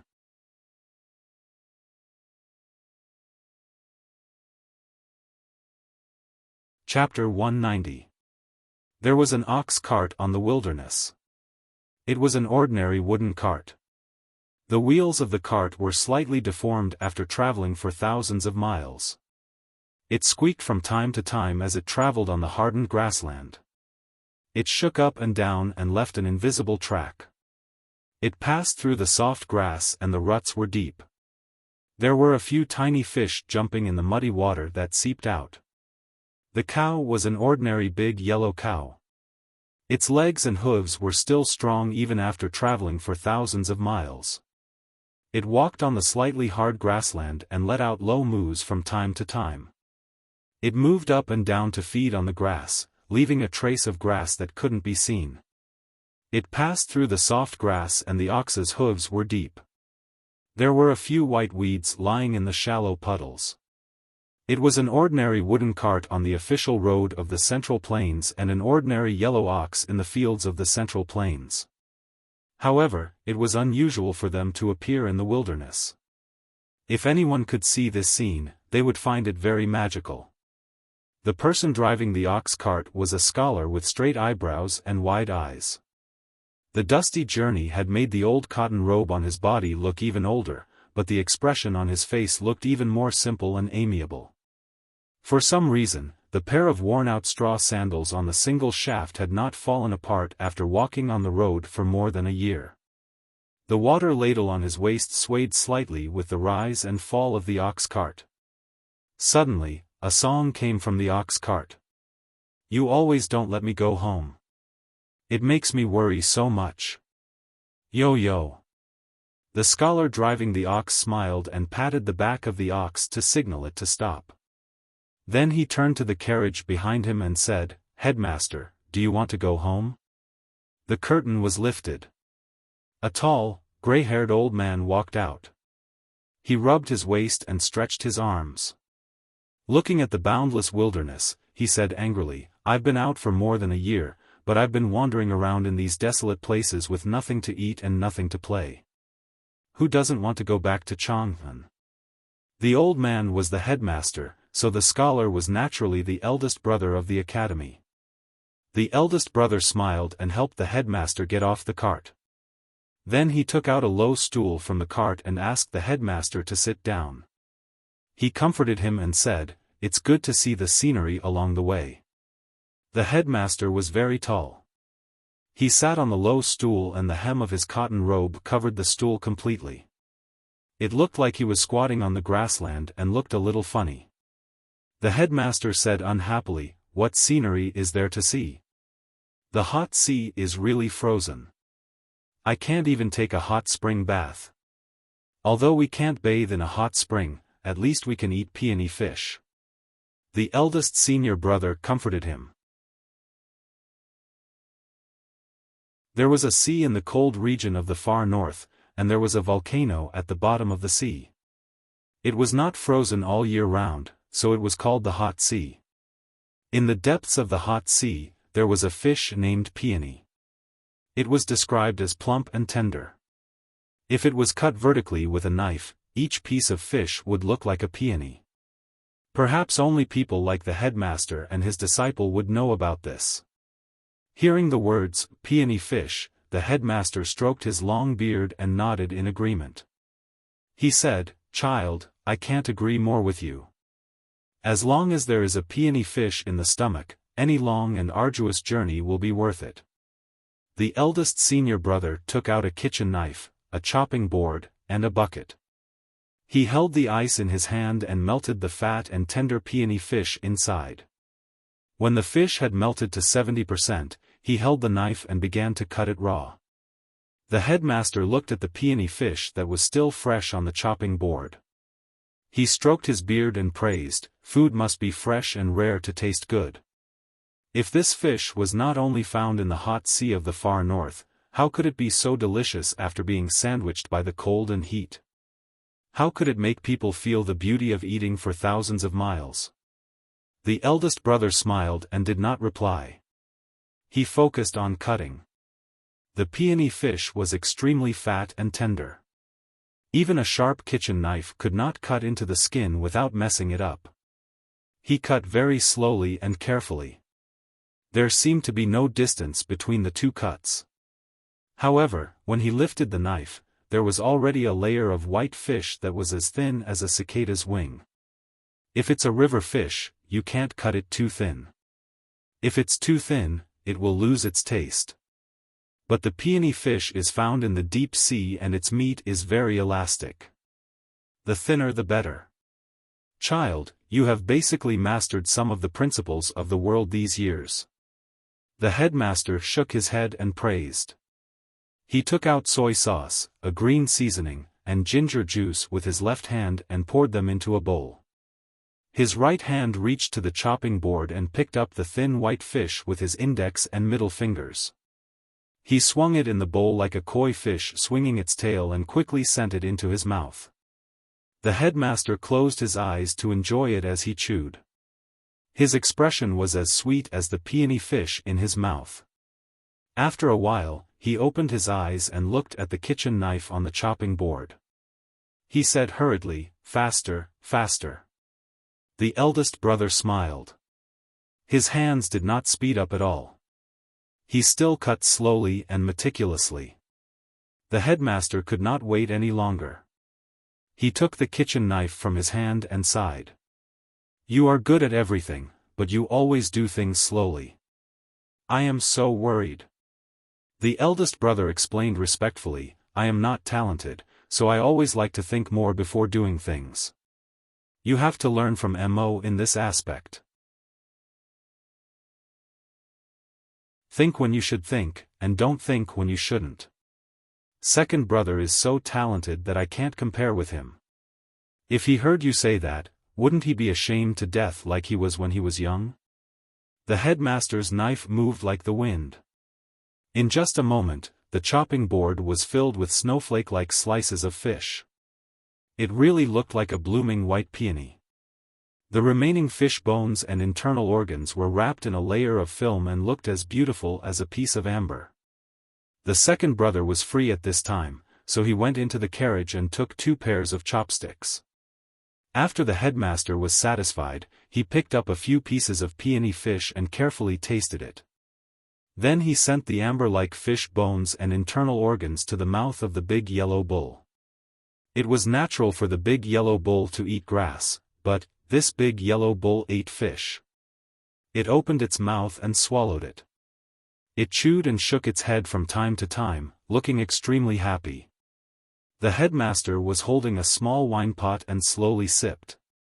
He suddenly saw this scene and could not help but scold. The bull chewed on the peony. What a waste! How can fish be eaten like this? After saying this, the headmaster took out another precious peony fish from the ice bucket. He rolled up his cotton sleeves and the kitchen knife rose and fell. In a moment, a pile of white peony-like fish appeared on the chopping board. The headmaster used his chopsticks to pick up a piece of peony fish, dipped it in some seasoning, and threw it into the mouth of the big yellow bull. The headmaster did not mean that the big yellow bull was spoiling things by eating the peony fish, but that the way it was eating it was spoiling things because it could not taste the peony fish. The big yellow bull chewed 2 mouthfuls and was stunned at first. Then 2 lines of tears flowed down from the corner of its eyes. It then began to shake its head, bouncing its front hooves and mooing.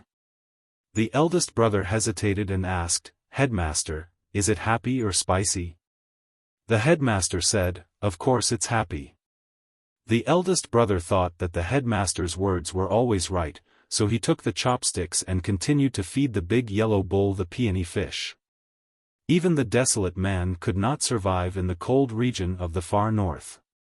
However, this big yellow cow could pull a carriage around and come back safe and sound. Moreover, it was still so strong.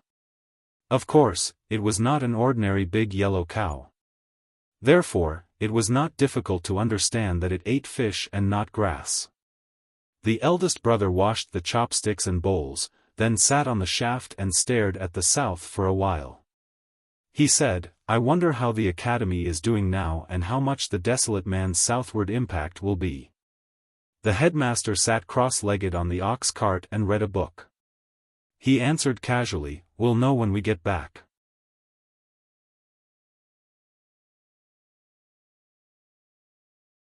Looking at the ox cart gradually disappearing at the end of the grassland, Tang Xiaotang stood up with the sleeping snow wolf cub in her arms. Her face was full of confusion. After a long time, she murmured, "This is the headmaster?" Tang stood beside her and looked at the rut left on the grassland. He nodded. Tang Xiaotang shook her head. She felt that the gluttonous old man was completely different from the headmaster she had imagined. After a moment of silence, Tang said, "I wanted to see if there was a lucky chance for you to become the headmaster's disciple. But since the headmaster did not say anything, it means that the lucky chance is not here yet. We will talk about it in the future." Tang Xiaotang asked in surprise, "You mean the headmaster knows that we are peeping here?" Tang turned around and walked down the meadow. He said, "Since he is the headmaster, he naturally knows everything." To be continued. If you like this work, please come to Chidian.com to vote for me. Your support is my greatest motivation.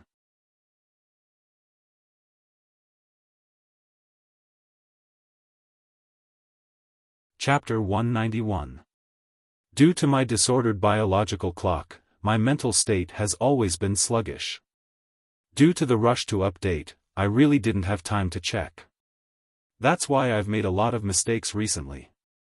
I'd like to apologize to everyone here. As before, after accumulating a certain number of chapters, I will find a day to completely revise it. Although, after I revise it, I doubt that anyone will read it a second time. Here, I would like to express my sincere thanks to fellow reader Longshang Wuji. He helped me look for mistakes in the book review section, and then I discovered that there were actually so many mistakes in a single chapter. I am ashamed, and I express my sincerest gratitude to him. I want to make a manuscript after the new year. If there is a manuscript, I will try to check and revise it before I publish it. In addition, I will write a year-end summary today or tomorrow. There are some things I want to talk to you about. No other services. Tang Xiaotang reached out and rubbed the soft belly of the snow wolf cub. She thought of the scene she had seen before and looked at her brother's back.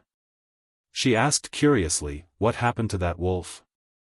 Maybe the headmaster saw that wolf many years ago when he traveled to the northern wilderness. The wolf was enlightened probably because of this encounter. Otherwise, how could an ordinary male wolf understand the power of heaven and earth by himself? Tang Xiaotang was shocked. The headmaster can even enlighten a wolf? That's amazing. Brother, who do you think is more powerful, the headmaster or the headmaster? Tang paused and said after a moment of silence, the headmaster was not as powerful as the headmaster. But after he cultivated the 23-year cicada cultivation, I think he is still not as powerful as the headmaster. Brother, you told me a few days ago that most of the civil and military officials of the Tang Empire studied in the academy. The people on the second floor are not to be trifled with. The headmaster has been the dean of the academy for more than 100 years. So one word from the headmaster can shake the Tang Empire? Isn't the emperor worried? About what? It's his throne. How could the headmaster care about something like the throne? Then isn't the emperor worried that the headmaster will affect the politics? Who would want to have a mountain above their heads? Whether the emperor is willing or not, the headmaster has been quietly existing in the south of Chang'an city for many years before he was born. As for the small things like politics, why would the headmaster care? Politics are small things. Do you think the headmaster will intervene if we fight with the Tang Empire? If he's really as powerful as you say, how can the tribe resist him? I told you, the headmaster doesn't care about these small things. Tang Xiaotang held the snow wolf cub and quickened her pace to her brother's side. She stared at him with her big bright eyes and asked in surprise, even this kind of thing is a trivial matter? Then what's the big deal? In the eyes of a person like the headmaster of the academy, everything in the world is trivial. As for what really matters in his eyes, how can people like you and I know? Why bother guessing? Where there are people, there will be trouble. Where there are people, there will be trouble. Humans lacked the means to solve this problem. Apart from war and violence, the only way to solve it was to have a meeting. While the desolate men were discussing their next strategy in the meadow, the emperor and ministers of the Tang Empire in the distant south were also having a meeting. The Daming Palace outside Chang'an became the emperor's residence every summer. Because it was inconvenient for the ministers to go out of the city, there were fewer political meetings, big or small. There was only a formal court meeting every 3 days. Although it's much cooler outside the Daming Palace than inside the city, it's still a little hot. This tremella soup has been chilled. Drink it quickly before you go back to the city, lest you fall off your horses and annoy me again. Li Zhongyi, the emperor of the Tang Empire, said to the ministers. He took his bowl from eunuch Lin and brought it to his lips, gulping it down. The government affairs that needed the emperor's approval for 3 days were finished. Although the Daming Palace was quiet and pleasant, it was not as comfortable as their own garden. Although the tremella soup was refreshing, it was not as delicious as their own porridge. After the ministers thanked the emperor, they drank the tremella soup as fast as they could and were ready to leave the palace. Just as the ministers were about to leave, the emperor suddenly remembered something. He waved his hand and called them back, saying, "There's another small matter. 3 days ago, the military ministry reported that the cavalry of the left king's palace went deep into the Yen territory and looted the merchants and villages. I thought it was a matter of the Yen kingdom after all, so I didn't want to pay attention to it. But on second thought, it seemed a little inappropriate to completely ignore it. Moreover, it involves the southward migration of the desolate men, so the imperial court has to come up with a strategy to talk to the West Hill and other countries. Hurry up and discuss it." When the minister of the military ministry heard it was about this matter, he hurriedly reported, "The troops of the Right King's palace and the Golden King's palace did not move." The intelligence department reported that the cavalry of the Left King's palace did not cause much loss when they entered the Yen kingdom. What does the people of the Yen kingdom have to do with me? It's not a matter of loss or not. The emperor slightly raised his eyebrows and a trace of toughness flashed across his gentle face.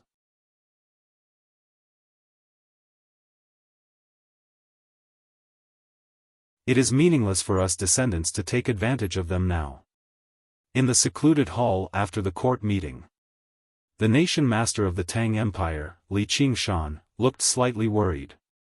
He whispered to the emperor, "The Divine Hall's reaction to this matter is a bit strange. They actually issued an edict for such a small matter. Now the South Jin Kingdom and Yueluan Kingdom should be preparing to help the North. It should have nothing to do with the Left King's palace's disturbance. Since the desolate man has returned, they must have smelled the scent of the devil's doctrine." Hearing the words, "Divine Hall," the emperor, who was calm but full of confidence in the court meeting, frowned and said, "When Emperor Taizu first established the empire, he joined forces with the West Hill to drive the desolate man out of the wilderness. Decades ago, youngest uncle broke into the devil's doctrine with a sword and killed all the powerhouses of the devil's doctrine left behind by the desolate man. Now that the devil's doctrine has declined, what is the West Hill Divine Hall worried about?" Li Qingshan said, "After all, the devil's doctrine and the desolate man are inextricably linked. Of course the Divine Hall will be more vigilant.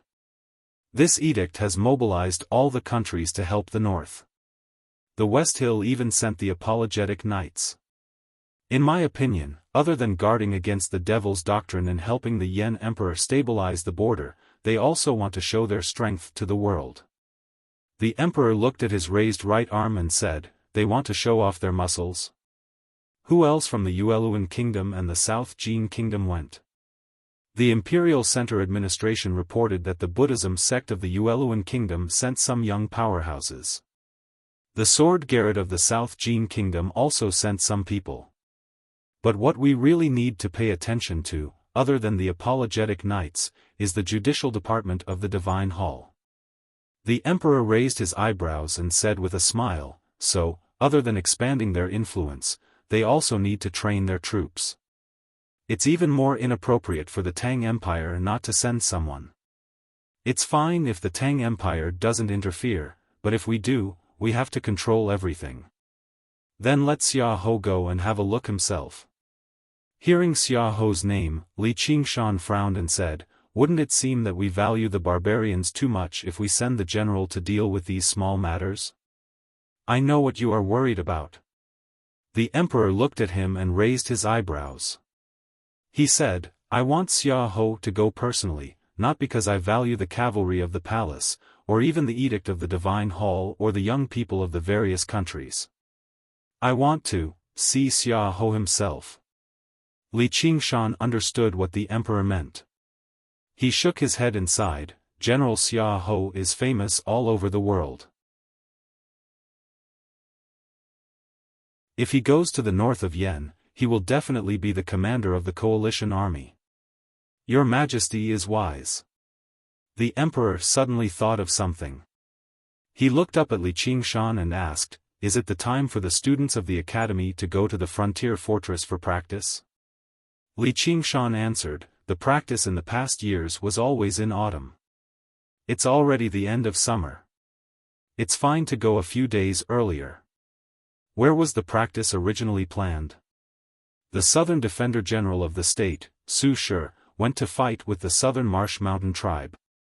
The emperor shook his head and said, "The southern Marsh Mountain tribe said it's spring. I don't want Su Shi to come back because the air there is humid, which is very good for his lung disease. What can the students of the academy do in such a peaceful frontier fortress? Tomorrow, I will write a letter to the academy and ask them to change the place for practice this year." Li Qingshan guessed the emperor's intention. He frowned and asked, "Leave the north of Yen kingdom and enter the wilderness?" "Yes." The emperor said, "Since the West Hill Divine Palace has issued the edict, the young people of all countries should go and show off. Why don't the young people of the empire go? There has been a saying that the young generation of the Tang Empire is lacking in talents and the empire is declining. I want to show the world whether the Tang Empire has young talents or not." Li Qingshan said seriously after a moment of hesitation, "Your Majesty, the students of the academy this year, especially the Tang students, are not outstanding. Linchuan Wangying is good, but he is still too young. Isn't there still Ning Ke?" The emperor said Ning Ke's name naturally, as if he was saying there was meat porridge if there was no rice. Li Qingshan said, "Your Majesty, Ning Ke has entered the second floor of the academy. According to the old rules, he doesn't need to go to the frontier fortress for practice." The emperor said, "Even if he enters the second floor, he is still a student of this year. Let him lead the team." Li Qingshan saw that the emperor was quite determined, so he could not help but persuade him with a bitter smile, "Let's not talk about whether the second floor of the academy is too cautious or not. Ning Ke is just a beginner in Talisman Tong, and his cultivation aptitude is ordinary. It can be said that he is the weakest student in the history of the second floor. How can a mere no-doubt state suppress the young talents of all countries? And if something happens to him in the wilderness, how can we explain it to the headmaster when he comes back?" The emperor laughed and said, "A jade cannot be made into a tool without cutting, and a man cannot become a talent without grinding. You have seen Ning Ke's file in the military ministry. You know what kind of person he is. If he can't survive on the battlefield, who can?" Late at night, the Daming Palace was shrouded in starlight and the shadow of the mountains. The wind came from the north, passing through the forest and brushing the grass into the palace. The emperor stood leaning against the railing, looking calm and dignified. He was not as casual as he was in the previous discussion. The palace maids and eunuchs had already been sent far away. It was quiet beside the railing. Only the empress looked at him quietly. She frowned slightly and looked a little worried. "Do you think there is really an underworld? If there really was an underworld, where was it? The headmaster travels the world all year round. Is he looking for the underworld? It is said that the desolate man returned to the south because the night in the cold region of the far north has been getting longer these years. Is there really a day when the night covers the stars? The night covers the stars, and the country will not be peaceful." This was a comment that the imperial astronomer came up with after observing the stars many years ago. Because this comment implied that there would be women in the palace in the future, which would be very unfavorable to the empire. Thus, some people led it to the empress, and others to the fourth princess, who was most favored by the emperor. Who knew how much trouble it had caused? After the incident with the imperial astronomer, the empress lived in peace in the palace and did not express any opinions on state affairs. Princess Li Yu was even married off to the grassland because of this incident. The impact was not small. Suddenly hearing these 4 words from the emperor today, the Empress' expression changed slightly. After a long silence, she said in a low voice, "Who would have thought that Mr. Ku would charge into the mountains with a single sword? Master died so suddenly that there were many secrets in the sect that could not be passed down in time. But I have never heard of a place called the underworld when I was in the sect." The Emperor turned and looked at her gently. He asked, "Your people are returning to the south. Do you not want to take a look?" The Empress shook her head slowly and said, "1,000 years ago, the Divine Hall sent priests to the wilderness to preach. In the end, there was another cultivation method in the world. But that method was recognized by the Divine Hall as the devil. Since then, the desolate man and the devil's doctrine could not be separated. But since I left the sect many years ago, the desolate man is naturally no longer my people." At this point, she suddenly stopped talking and looked up at the Emperor calmly. She asked, "You decided to let Xiaofan lead the army in the north of Yen. Do you suspect him?" The Emperor turned to look at the mountain in front of the railing. After a moment of silence, he said, "Yes." The Empress looked at his side profile and forcibly suppressed the sadness in her heart. She said in a trembling voice, "Many years ago, I, a woman from the devil's doctrine, followed the orders of my master to the south. I tried my best to get close to you and confuse you in order to kill you, the Emperor of the Tang Empire. In the end, after I failed, you did not kill me. Instead, you married me and made me the Empress." The Emperor was reminded of the past. He touched the railing and said emotionally, "Back then, only father, mother, and Qing Shan knew your identity. If not for the headmaster's words, it would have been extremely difficult for us to be together. But, even if the headmaster did not say anything, no matter how much father and mother objected, I would still marry you. Because you are the woman I want to marry." The Empress said sadly, "So I don't understand. Your Majesty, why are you always so suspicious of Xiaofan when you have so much forgiveness and love for me? He has fought for the empire at the border for many years. Can't he gain some trust from you? Do you still think that he will return to the devil's doctrine or even rebel against the desolate man's tribe?" The Emperor turned around and looked into her eyes. He said, "You are wrong. I have never worried that General Xiaofan will return to the devil's doctrine or rebel against the desolate man's tribe. He knows very well that any general who wants to rebel will die under the law of the Tang Empire. He killed Murong Linshuang to show his sincerity to the West Hill. He will never be able to return to the devil's doctrine. Whether it is the person who cultivates the 23-year cicada cultivation or the other people in the devil's doctrine, as long as they reappear in the Central Plains, the first thing they will do is to kill him. Don't forget that Murong Linshuang is that person's favorite female disciple." The Empress asked in a trembling voice, "Then why do you suspect him?" The Emperor said expressionlessly, "I suspect his relationship with the West Hill." The Empress laughed bitterly at herself and said, "You know very well why." "Why?" "Because he knows that the West Hill Divine Palace has always suspected him. Because he knows that the West Hill Divine Palace has always suspected your relationship with him. Can the West Hill Divine Palace find evidence from him that you are the former saintess of the devil's doctrine?" The Emperor shook his head and said with emotion, "The emperors of the Tang Empire will study with the headmaster in the academy for a period of time. Their learning speed varies. I don't know if I should praise myself or feel sorry that I did not study with the headmaster for a long time. In those short days, the headmaster said something that I remember the most clearly. There are many strong and brave people in the world.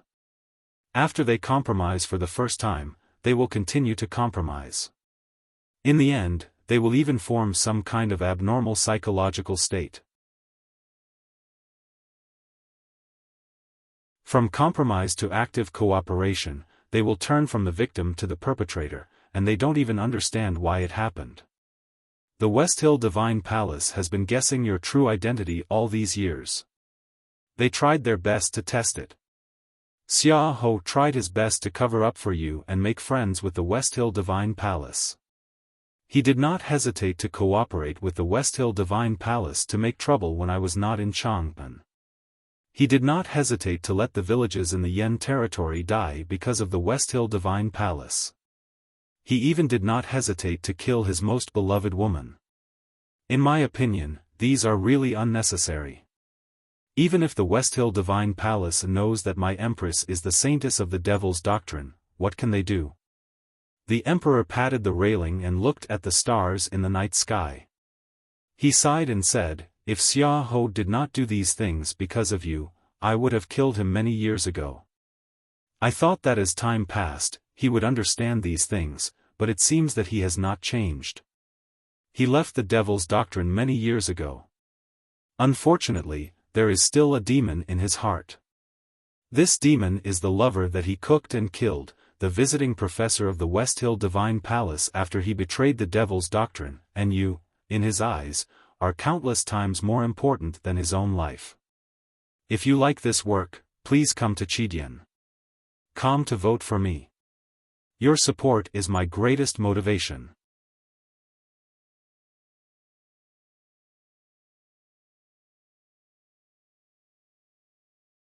Chapter 192. His Majesty decided that Ning Ke would lead the students of the academy to the wilderness for practice. When Master Yen Sei heard the news from his junior fellow apprentice, his wretched face suddenly became angry. His gray eyebrows kept moving up and down as if they were going to become a burning flame. He shouted, "What's going on?" Imperial advisor Li Qingshan smiled bitterly and said, "I also found it strange at the time. I thought about it carefully on the way out of the palace and roughly understood what His Majesty was thinking. Because of what happened to the Empress all those years ago, His Majesty's body has always had a hidden danger. No one knows when it will flare up, so he has to consider the future of the court." Master Yen Sei sneered and said, "The Tang Empire was founded by martial arts and ruled by law. Why do you need to worry about the affairs of the imperial court? Do you want to be like those places in the South Jin Kingdom who are in a hurry to get a minister?" Li Qingshan shook his head and said, "Our South School of Haotian Taoism looks impressive on the surface, but in fact, our peak combat power is small and weak. The powerhouses that can compete with the Divine Hall and maintain the strict laws of the people in the Empire ultimately have to rely on the Academy. Most of the little monsters on the second floor of the Academy are interested in the small Taoism and can't govern the country at all. The two at the top are people who don't care about the world. Fortunately, the Academy has Ning Ke now." "Ning Ke, what's wrong?" "Your Majesty, you've seen through this little guy very clearly. He's a worldly man with ambitions, desires, and ideas. And this is not a negative evaluation. Only those with ideas will be willing to enter the human realm. Once he enters the human realm, the Academy will not be able to completely stay out of it. After His Majesty enters the human realm, the imperial court will naturally be stable." After a moment of silence, Master Yen Sei sighed and said, "Any idea that looks too far ahead is actually too rigid. I understand what Senior Marshal Brother means." Ning Ke was indeed a nobody now, but everything needed to be prepared from the beginning. His Majesty appreciates him and is willing to nurture him. Why are you so angry? He has just entered the Tao of Talismans, and he wants to get involved in such worldly affairs. In my opinion, this is purely causing trouble. How is this nurturing? If you want him to grow into a divine talisman master within 10 years, it's not advisable to pull up seedlings, and it's even more unadvisable to give him heavy responsibilities in advance. How dare the Lieutenant Palace of the Grassland go against the Empire? When the Divine Hall issued the edict, it was mainly to guard against the desolate men who were returning to the south and the remaining members of the Devil's Doctrine who were hiding in the dark.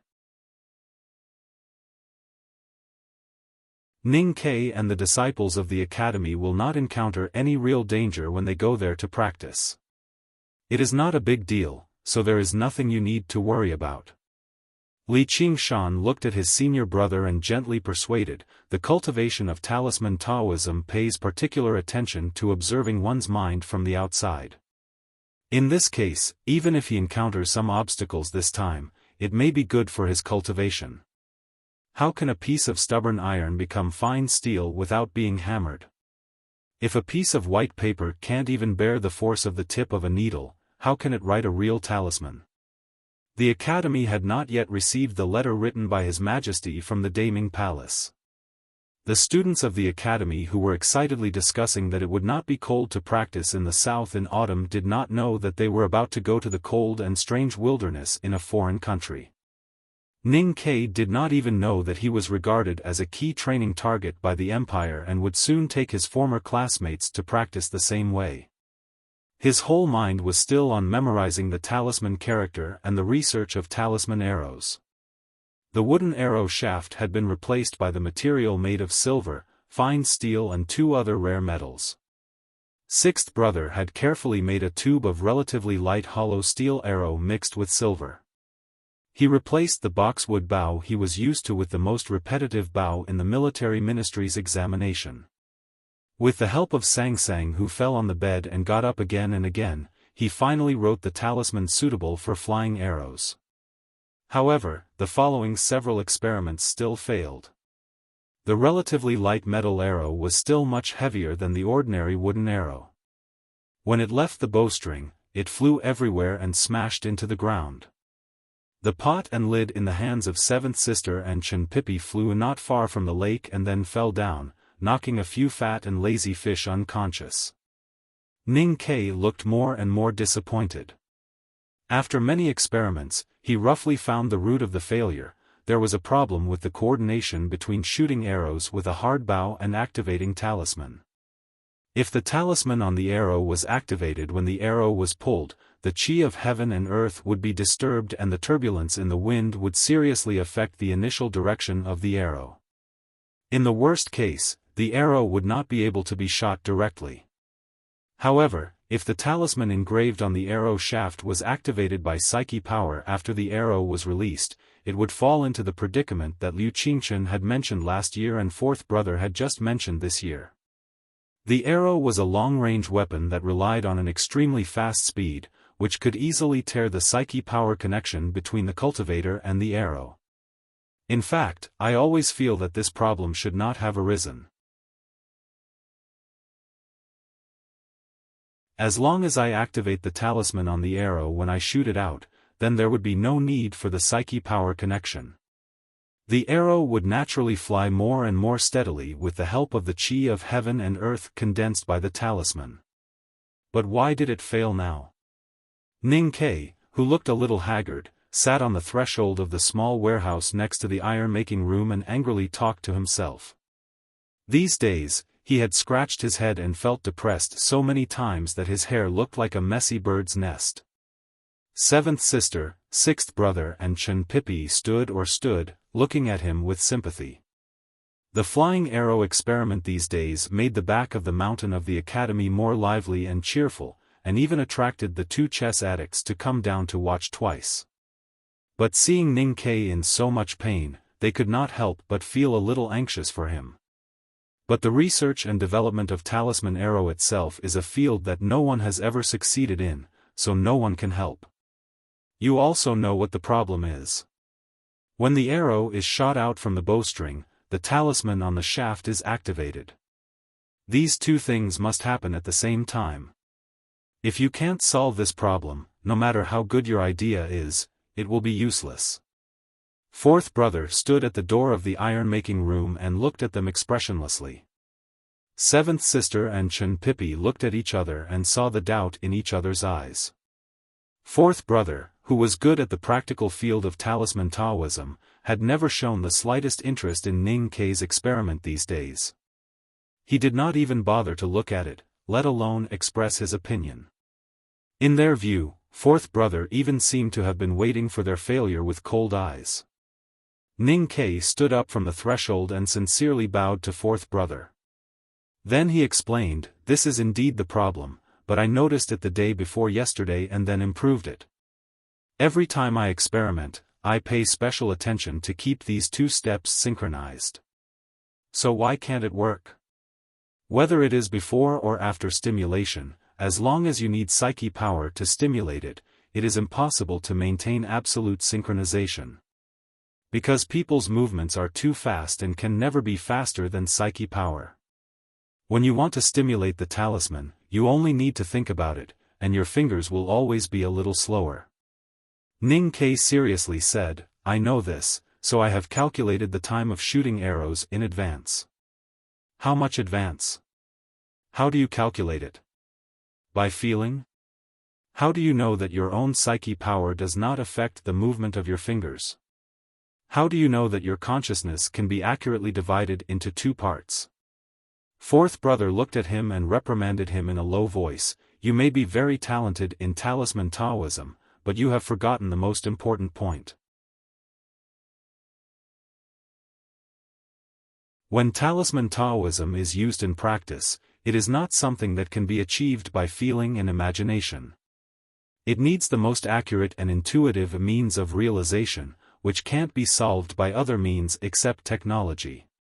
Ning Ke argued, But I have really kept accurate enough synchronization. Fourth brother looked at him coldly and said, What is accurate? What is synchronization? Synchronization is exactly the same. A minute, a second, a split second, and a split second were not synchronized. There were so many talisman Taoism masters in the previous generations, and no one is more stupid than you. Why can't they develop talisman arrow successfully? That's because they can't achieve complete synchronization. Hearing this severe reprimand, Ning Ke suddenly calmed down. Since he was praised as the successor of the divine talisman master by Master Yen Sei and gradually discovered his talent in talisman Taoism, he was inevitably a little proud and complacent in his heart, although he looked calm on the surface. So he always felt that he had used enough wisdom and efforts to solve the problem of talisman arrow, so he should solve it soon. Until fourth brother pointed out the most critical problem, he found that his mentality was indeed a little wrong, and he took it for granted. Looking at his thoughtful look, fourth brother's expression became a little better, and he slowly said, Youngest brother, in fact, your design idea about talisman arrow is really excellent, and in my opinion, it is feasible. But you should be more calm and think more clearly about the most critical synchronization problem. Then I think maybe we can really witness a key breakthrough in the practical field of talisman Taoism. For this breakthrough, I hope you can continue to work hard. Ning Ke sincerely thanked him, Thank you for reminding me, fourth brother. The next morning, in the back mountain of the academy, Ning Ke, who obviously didn't sleep all night, appeared in front of the blacksmith room again. His face, which should have been more haggard, somehow looked 100 times more energetic. Only the messy bird's nest above his head became a more messy chicken coop, which proved how many times he scratched his head and pulled his hair last night. His voice slightly trembled, excited but not confident, Senior brother, you are right. There is no way to synchronize people's psyche with their body, so we have to give up the plan to stimulate it in the future. Then I thought, since psyche and body can't be synchronized, can we try to synchronize the movement of shooting arrows with the stimulation of talisman characters? That is to say, the forward stimulation ensures that the moment the archer shoots the arrow, the talisman on the shaft will be completed just because of the movement of shooting arrows. This has nothing to do with the archer's psyche, and it is completely the objective coordination between the movements. Fourth brother widened his eyes and asked, The movement of shooting arrows will stimulate the talisman characters by itself? This idea is really interesting, but how to do it? The forward stimulation means that once the talisman characters are written, they will be automatically stimulated. But how can you write the talisman when you shoot arrows? If you carve it on the battlefield, how can you guarantee the coordination with the movement of shooting arrows? We can't carve the talisman characters by ourselves. We must let the arrow carve the talisman characters. The talisman characters on the shaft will not be finished at the beginning, and only the last stroke is left. Then we will find a way to make the arrow automatically complete the last stroke in the process of shooting arrows. Ning Ke looked at fourth brother nervously, like a heretic who was being judged. What do you think of this idea? The last stroke of the talisman characters will be drawn by itself when the arrow leaves the string? Fourth brother stared at his eyes for a long time. Then he could not suppress the shock in his heart, and said in a slightly hoarse voice, "Youngest brother, you are really king genius. I'm in such a terrible state that I have to put some pressure on myself. I'll guarantee 6,000 words tomorrow. Also, I sincerely hope that everyone can stimulate me so that I can quickly get out of this state. Although it's the new year in January and I can't fight for anything, it's important to have some stimulation when writing. Please continue to support me with your recommendation votes. Thank you very much. Since I had a break yesterday, I couldn't even see a shadow on the monthly votes list. If you have any votes, please vote 2 more. It's still a double period, so there will be twice the stimulation. To be continued. If you like this work, please come to Chidian to cast recommendation votes and monthly votes. Your support is my biggest motivation.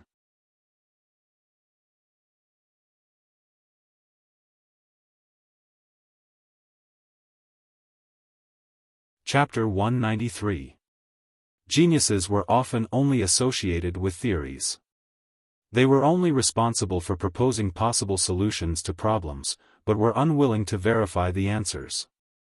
They knew and guessed, but did not care about how to prove it. That was why Confucius, who was not good at mathematics, could propose the theory of relativity and then continue to be in a daze.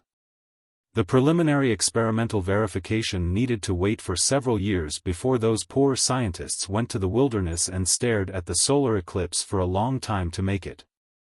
Ning Ke was praised as a genius. It seemed that he could throw his ideas to his senior brothers and let them turn them into reality. Unfortunately, the talisman arrow was what he needed, and the talisman was something that a talisman master had to participate in. More importantly, he was the youngest junior brother in the academy and had neither the qualification nor the courage to pretend to be the leader of the subject.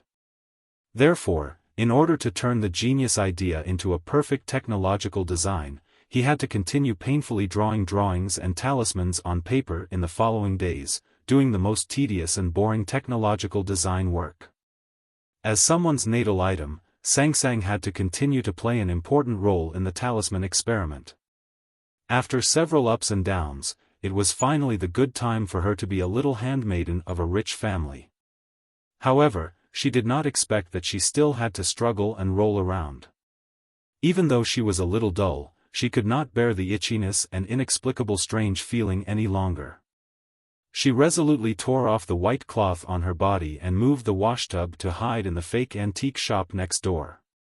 Although he had lost the most sensitive experimental tool, Ning Ke still had to continue his research work.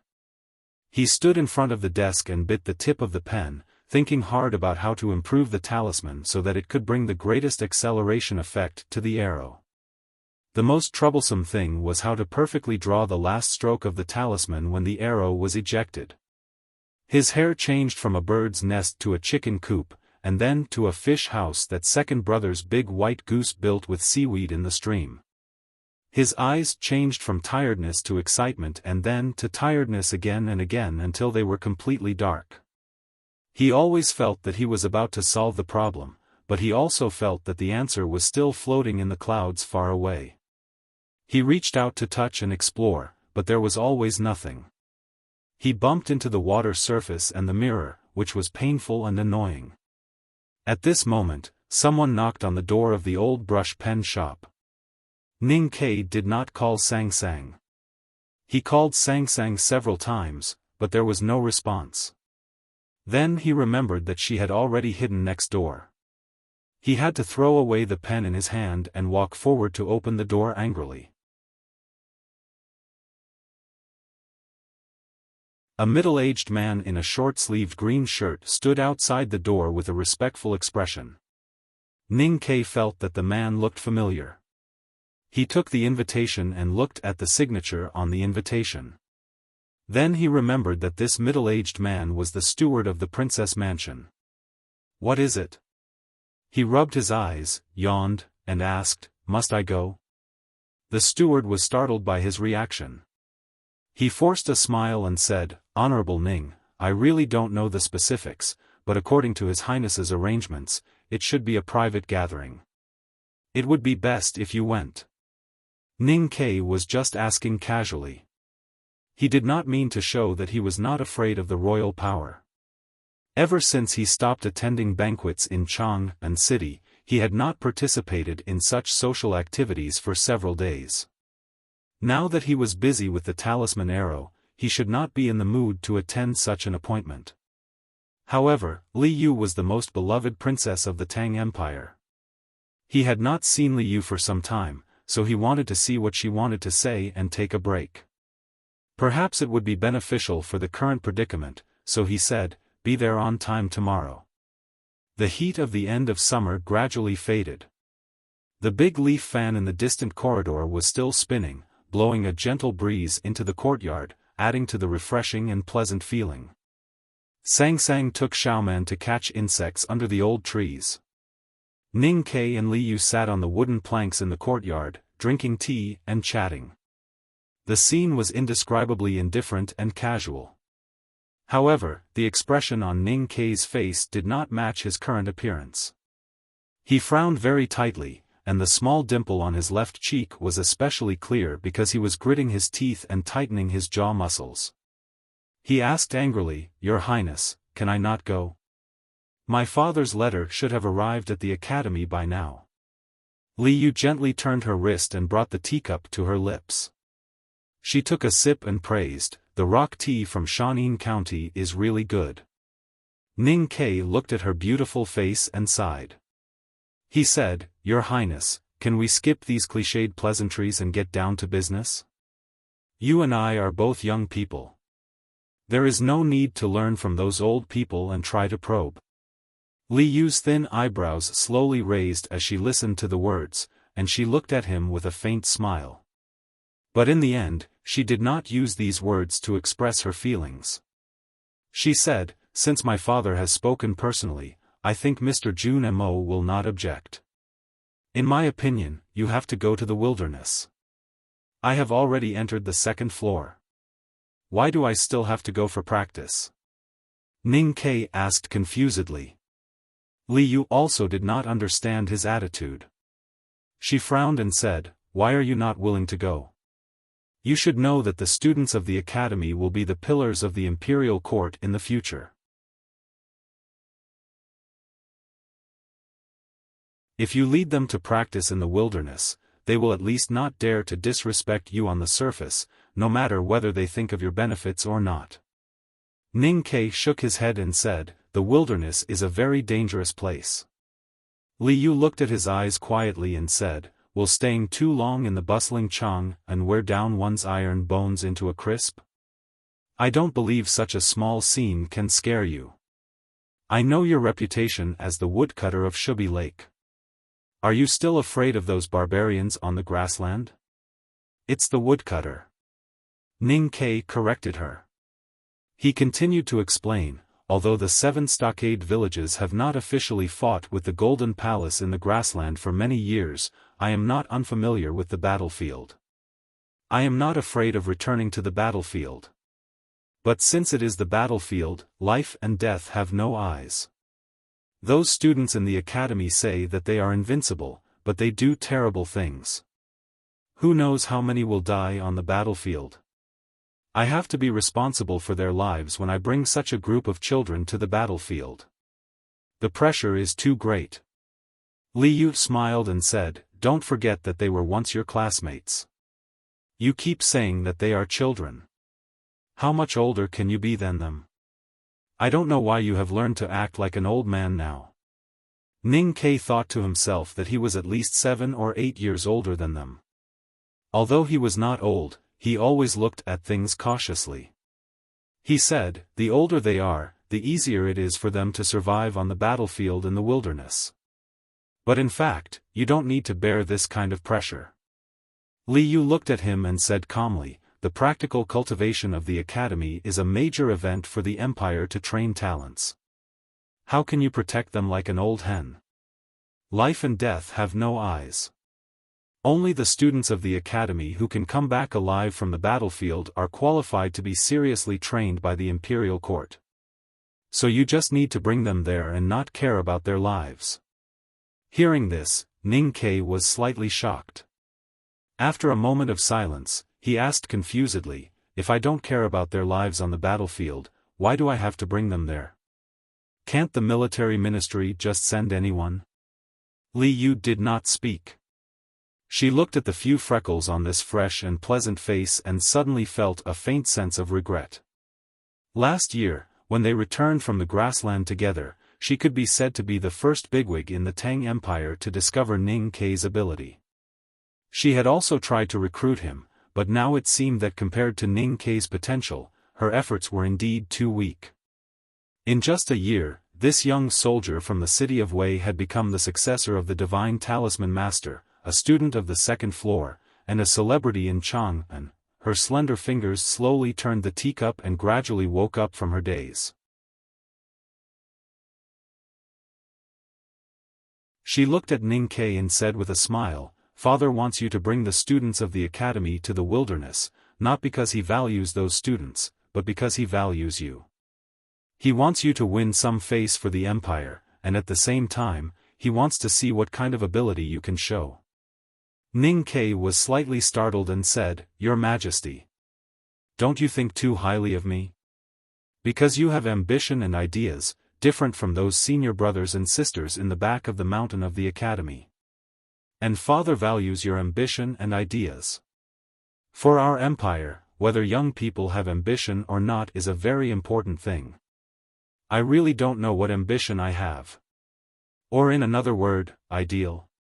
Your Highness should be clear about my ideals. They are all very simple things. But when you have fulfilled your childhood dreams, don't you have bigger dreams? For example?" Li Yu looked at his thoughtful expression and said, "Do you like to cultivate in the back of the mountain of the academy all year round?" Ning Ke answered without hesitation, "Yes." This question might have confused him in the past, but it was no longer a problem since Chen Pipi took him to the study in the cliff cave and saw the scholar who kept copying and reading. Li Yu stared at his eyes and asked, "But after you have enough power, don't you want to rely on power to do what you want to do and achieve some of the goals you want to achieve?" Ning Ke's mind flashed with the dilapidated mansion, the blood-stained stone lions, and his friends sitting in front of the wet wall. His body felt slightly stiff.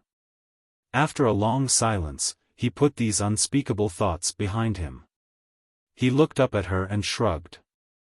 He said casually, "I used to be obsessed with fame and fortune, but now I have it. I only know the troubles of being famous after I become famous. So I really don't know what to do in the future."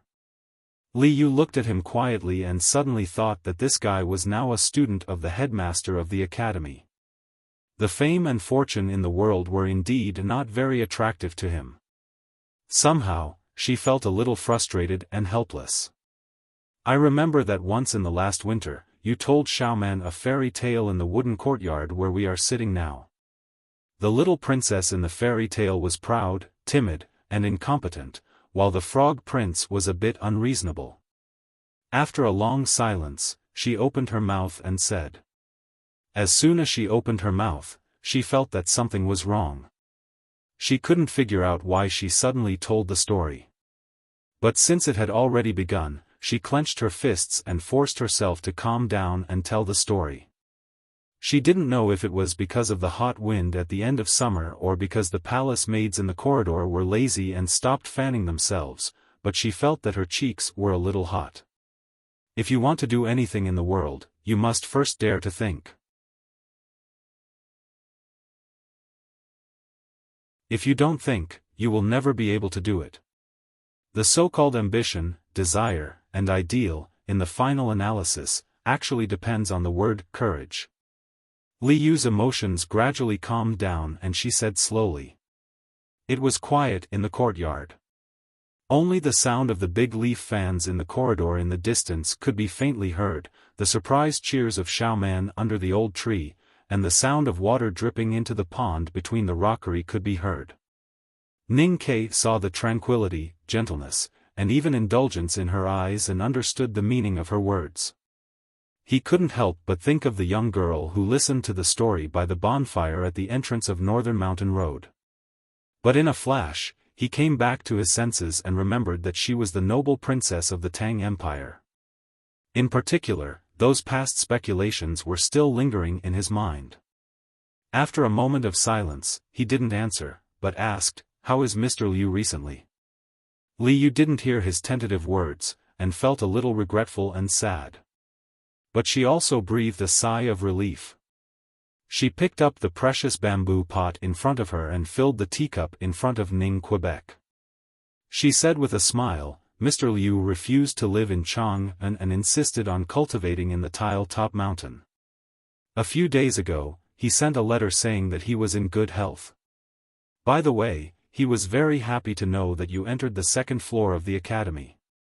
Thinking of the old man Liu Qingchen's selfless teachings on the journey, when he was just an unknown lad who couldn't cultivate, Ning Ke couldn't help but feel emotional and grateful, and his mood became much warmer. "Your Highness, when I go to the wilderness, I'll leave Sang Sang in your care. Don't worry. Under the care of the fourth princess of the Tang Empire, no one in Chang'an would dare to bully the little handmaiden." But Ning Ke's trip to the wilderness was the first time that Sang Sang left his side since she was born. So after getting such a positive answer, he was still a little worried. He stared into Li Yu's eyes and said very seriously, "Don't let anyone bully her." Being questioned by Ning Ke, Li Yu, as a princess, was not unhappy, but calmed down. Because she knew that Ning Ke was worried about Sang Sang, but he was willing to let her take care of Sang Sang, which showed a certain attitude. "Don't worry. If anyone dares to bully Sang Sang, I'll make him suffer." "Your Highness, that's too cruel. Just let that person die and his whole family die." "Your Highness." "Nothing. I have a letter here. Take it with you. Although I know you won't be afraid of those barbarians in the wilderness, you are in a foreign land. If anything happens, take this letter to Crown Prince Chongming." Ning Ke took the letter and put it in his arms. When he was about to say some standard words of gratitude, he suddenly raised his eyebrows. Listening to the breathing coming from outside the flower wall, he wondered who in the princess's mansion dared to ignore the rules and eavesdrop on the conversation between the princess and him. Li Yu was slightly startled when she saw his expression. She looked back and frowned. "Why are you here? Have you finished today's homework? Since when does the Imperial College allow students to leave early?" A young man in bright yellow clothes came out from behind the flower wall. The young man had delicate features, but his face was pale as if he hadn't seen his eyes for a long time. His thin body and pale face gave people a feeling of weakness. The young man replied with a smile, "Sister, don't always be so fierce." Hearing the title, Ning Ke knew the identity of the young man. He was the eldest son of the Emperor of the Tang Empire, the eldest Prince Li Huiyuan, who was most likely to inherit the throne. So he stood up and saluted with hands folded in front. When he saluted with hands folded in front, the young prince raised his eyebrows and showed a trace of displeasure on his pale face. He waved his hand casually and said, "No need." In his opinion, although this person was qualified to sit opposite his sister, he was not an ordinary person. But no matter who he was, since it was the first time he met the prince, he should at least bow to the ground, if not kneel. It was too disrespectful to bow so casually. He was secretly angry at Ning Ke for being disrespectful, but Li Yu's face suddenly turned cold. She scolded unhappily, "Where are the manners that the teacher usually taught you? Hurry up and return the greeting to Sir Ning." Hearing the words, "Sir Ning," the young Prince Li Huiyuan suddenly remembered the uproar in the palace this year. He looked up at Ning Ke curiously and finally matched the real person with the person in the legend. If it was on a normal day, even if he knew that this person was someone appreciated by his father, he would not show any expression. But in the world, the person he feared the most was his sister. Looking at Li Yu's frosty face, he quickly stood up and returned the greeting to Ning Quebec. Ning Ke smiled gently and waved his hand to indicate that there was no need, but he did not move sideways to avoid it. Li Huiyuan noticed this from the corner of his eyes. When he stood up, his face was a little pale. But after all, he was a child who grew up in the royal family. He quickly suppressed the anger in his heart and walked in front of Ning Ke, holding his hand and chatting enthusiastically. His pale and immature face showed a morbid nobility. He deliberately showed affection, but could not hide the indifference in his eyes. Ning Ke was used to life and death, and could not tolerate such poor acting skills. But he was not unhappy because of this. Instead, he brought out his best acting skills and the best mental state. He was humble and enthusiastic, like a ball of fire in the desert in winter.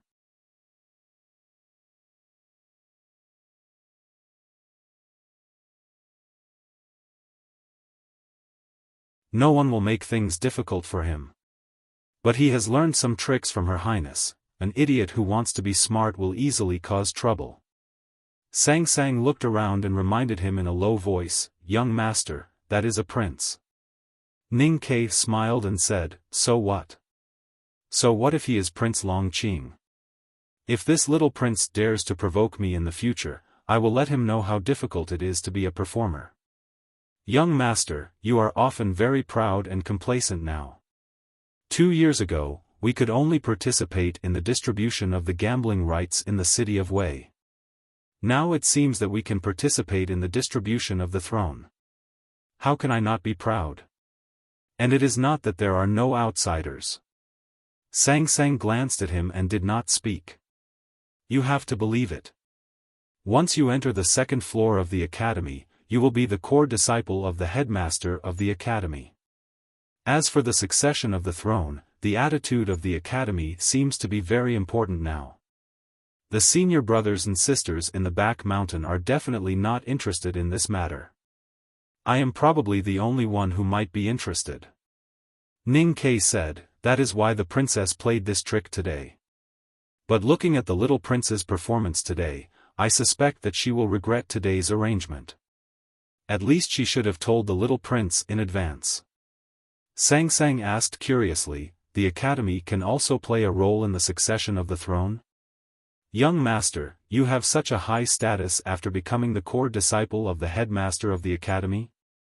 Is the headmaster of the academy so powerful?" Ning Ke said with a self-deprecating smile, "Don't forget that I have not seen this teacher until today.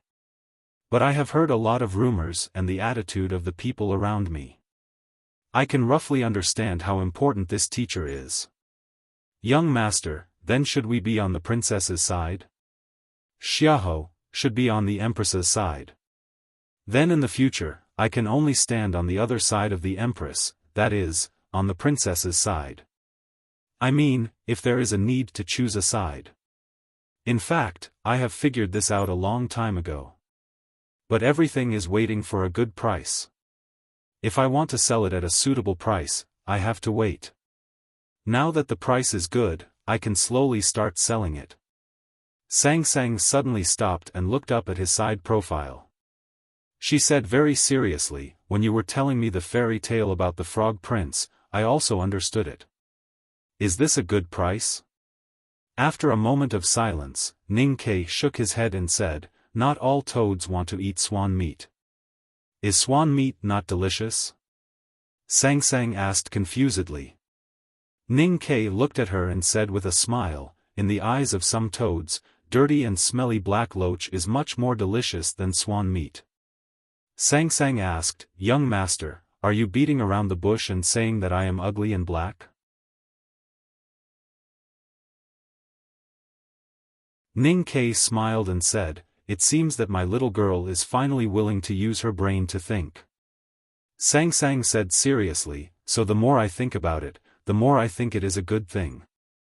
According to what you told me when I was a child, if I can marry Her Highness, I can work less for many years."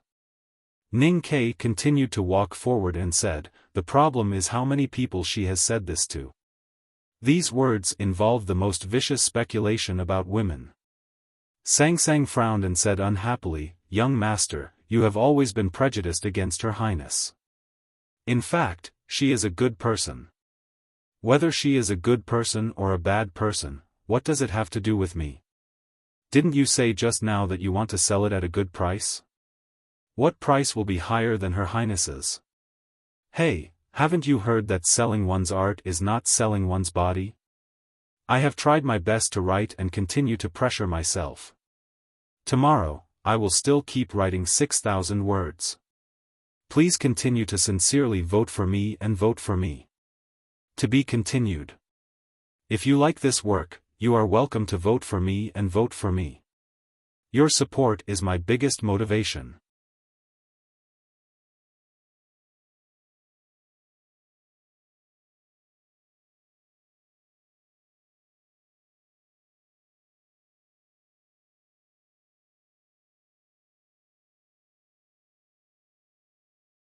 Did I hold back when I saw princely Pei Yan during the academy entrance exam last year? Ning Ke shook his head and said, "We are hunters who grew up in Min Mountain. Our patience when dealing with prey is our most powerful weapon. What kind of luggage do I need to prepare?" "The same 3 things." Ning Ke was about to take the students of the academy to the frontier fortress wilderness. He might see Xiaofan. Ning Ke was a little excited, but he was more nervous. Thinking of the possible dangers, he was more anxious to develop the talisman arrow. After dinner that day, Sang Sang rolled up her trouser legs and sat by the well to cut feathers and polish the tuft for him. Meanwhile, he concentrated on the white paper on the desk and kept drawing complicated talisman lines. Not all parts of the wilderness were desolate. Before the fierce winter wind arrived, most of the ground was covered with carpet-like grass. But when it was the end of summer in the central plains, the wilderness would feel the slight chill of autumn in advance. The grass would begin to be stained with frost, turning yellow and white, giving off a somewhat somber feeling. The horses' hooves trampled a frost grass that was taller than its companion into the mud. Accompanied by a slight neigh and heavy breathing, more and more warhorses appeared on the meadow. The elite cavalry of the left king's palace escorted the tribe southward. In a place further south, more than 1,000 grassland cavalrymen waved their machetes and shouted in a strange voice. They broke through the frontier fortress of northern Yan Kingdom and instantly occupied a traveling village, surrounding a caravan. Blood began to spray along the gaps made by the machetes. The summer grain harvested by the village began to flow along the gaps made by the machetes. Precious tea leaves and salt bags began to fall along the gaps made by the machetes. The villagers and caravan guards of the Yan Kingdom screamed and fell into a pool of blood. Their bodies fell heavily to the ground, just like those heavy bags of grain and caravan goods. They instantly lost their lives. The grassland cavalrymen shouted excitedly. After killing everyone, they began to clumsily reharness the carts. They moved all the grain and goods they could find onto the carts and then returned to the north. Summer had ended and autumn had arrived. Winter was not far away. The left king's palace tribe, which had lost the fertile grassland in the north, could not raise too many cattle and sheep. If they did not seize the time to grab enough grain before the arrival of the first snow, the tribe was very likely to face a disaster. As for the villages they had massacred and the caravans, it was not a problem that the grassland barbarians needed to consider. In fact, the people in the wilderness were very clear about the importance of the caravan.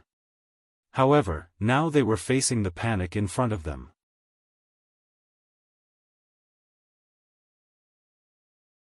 Even the wisest military counselor of the palace would not force them to think about long-term problems. The frontier fortresses in the north of Yan Kingdom were broken through by the grassland barbarian cavalrymen. Countless caravans were plundered and countless villages' grain was stolen. The news was quickly spread by the wind in the wilderness to all parts of the Yan Kingdom and then gathered in the palace. Crown Prince Chongming, who had just returned to the country, calmly put on his armor under the indifferent gaze of his father who was lying on the sickbed. he led 3,000 guards to the northern border. The city gate was opened and the ceremonial music was played. However, the people of the Yan kingdom who were watching the show did not show much excitement on their faces. They looked at the crown prince's carriage with extremely cold eyes. The left king's palace in the wilderness was unable to restrain all the tribes. The barbarian cavalrymen had gone crazy. The frontier fortress troops of the Yan kingdom and the thousands of guards who only knew how to eat, drink and have fun could not stop the grassland cavalrymen who rode like the wind and shot like gods. Fortunately, the West Hill Divine Palace had issued an edict. All the countries in the Central Plains would come to support them. The abominable and terrible Tang Empire would also send their cavalry. For the Yan kingdom's emperor and people, this was a humiliating and helpless choice. This was capital Cheng, the capital of a weak country. At the back of the mountain of the academy, the morning light was shining and the mountain fog was gradually dispersing. Fourth brother and sixth brother sat cross-legged beside the water wheel. After meditating and regulating their qi circulation, they looked at each other and began to repeat the discussion process that they had repeated for several days. There was a magical sand table between the two of them. The complicated lines of Fu characters on the sand table moved forward slowly and then formed various possibilities. In the blacksmith's room, which was very close to the stream, the steam was getting thicker as the water wheel was pouring water into it. In the burning furnace, some silver iron-like metals were slowly softening and melting. Seventh sister, who had just woken up, stood at the upstream of the stream and looked at the silent and worried expressions on their faces. After a moment of silence, she threw the wet towel in her hand on a stone and turned to walk to the waterfall in the distance. There was a mountain about 70 miles away from the capital of the South Jin Kingdom. This mountain was not as majestic and towering as the mountain behind the academy in the southern suburbs of Chang'an. Most of its body was covered by clouds and mist all day long. Instead, it was calmly exposed under the clear sunlight. Every crack in the cliff and every rock was so clear. The overall shape of the mountain was also very clear.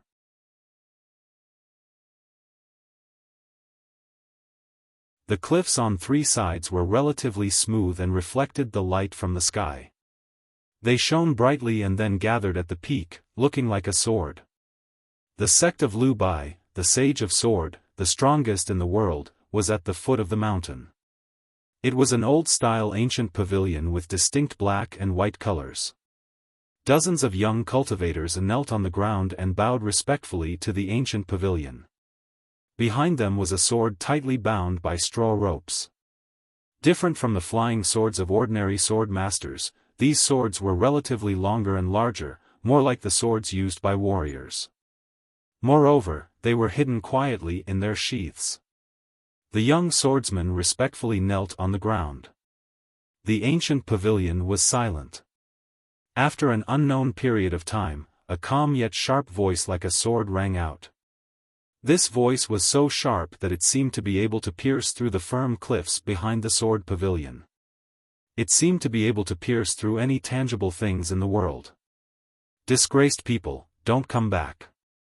Hearing this voice, the dozens of young swordsmen who knelt on the ground looked slightly stiff. They seemed extremely nervous and excited. After responding loudly, they got up and walked out. Dozens of fine horses were waiting, neighing slightly. The young people rode their horses and left the sect, heading north.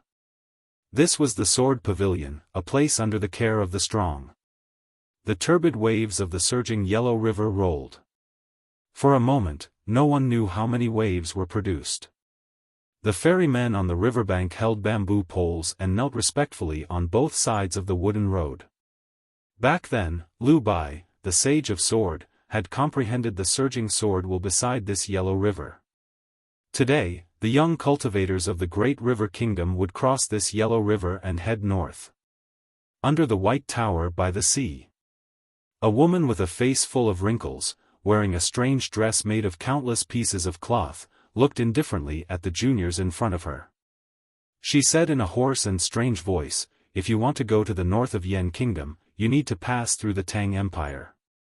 The imperial court has already issued a document. You can go now. I believe the Tangs will not make things difficult for you. A young sadhu looked at the woman in surprise and asked, Master Kuni, won't you go with us? A vicious and hateful look flashed in the old woman's eyes. She snapped, the Tang Empire is a sinful place where etiquette is corrupt and there is no faith. Even a speck of dust from it will make me feel disgusted. This sister of the Yueluan kingdom had been cultivating Buddhism since she was a child. She had a profound cultivation state and a high status in the Buddhism sect. These young cultivators who were going to the north of Yan Kingdom under the West Hills Edict could be said to be her disciples and grand disciples.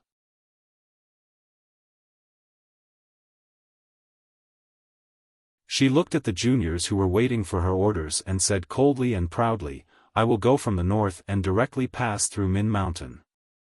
I want to see if anyone in the Tang Empire will stop me. This was the Yueluan Kingdom, a place where the light of Buddha shone. The horses' hooves trampled on the fertile land, as if oil could be squeezed out. Hundreds of knights solemnly advanced under the warm sunlight. They wore pure black armors that were painted with complicated golden patterns. The surface of the black armors and the golden patterns flickered under the bright sunlight, giving off a solemn sense of beauty and pressure. Thousands of devout believers of the Haotian sect were about to kneel down to worship the mountain. When they heard the thundering hooves, they were so shocked that they hid under the trees by the roadside. When they saw the faces of the knights, they hurriedly knelt down and kowtowed, full of surprise and awe. The West Hill Papal Sacred Cavalry was known as the most elite cavalry in the world. The devout believers who kowtowed by the roadside felt that it was a blessing from their ancestors when they saw one of them. Today, they saw hundreds of sacred cavalrymen. They could not help but be overjoyed. Some women even fainted from excitement and they saw the solemn expressions of the sacred cavalrymen. Some well-informed believers could roughly guess the reason why the papal divine army was dispatched. But they still did not understand why the divine hall would pay so much attention to the chaos caused by the grassland barbarians. Among the hundreds of papal sacred cavalrymen, there were several priests of Haotian Taoism in red robes. The young general of the papal sacred cavalrymen was so handsome that he seemed extraordinary. He walked under the sun, and his armor seemed to be plated with a layer of Haotian divine light. He was perfect and inviolable like the Son of God. This was the West Hill, a place favored by Haotian. The back hill of the academy was shrouded in the deep night. Ning Ke put the talisman drawing on the table and sat down tiredly in the corner. He watched the flickering fire for a while and fell asleep unknowingly. He was really exhausted these days, and his brain was also exhausted to the extreme. He actually came up with a solution in such a short time. That day I praised youngest brother as a genius in talisman Taoism. He really did not let me down.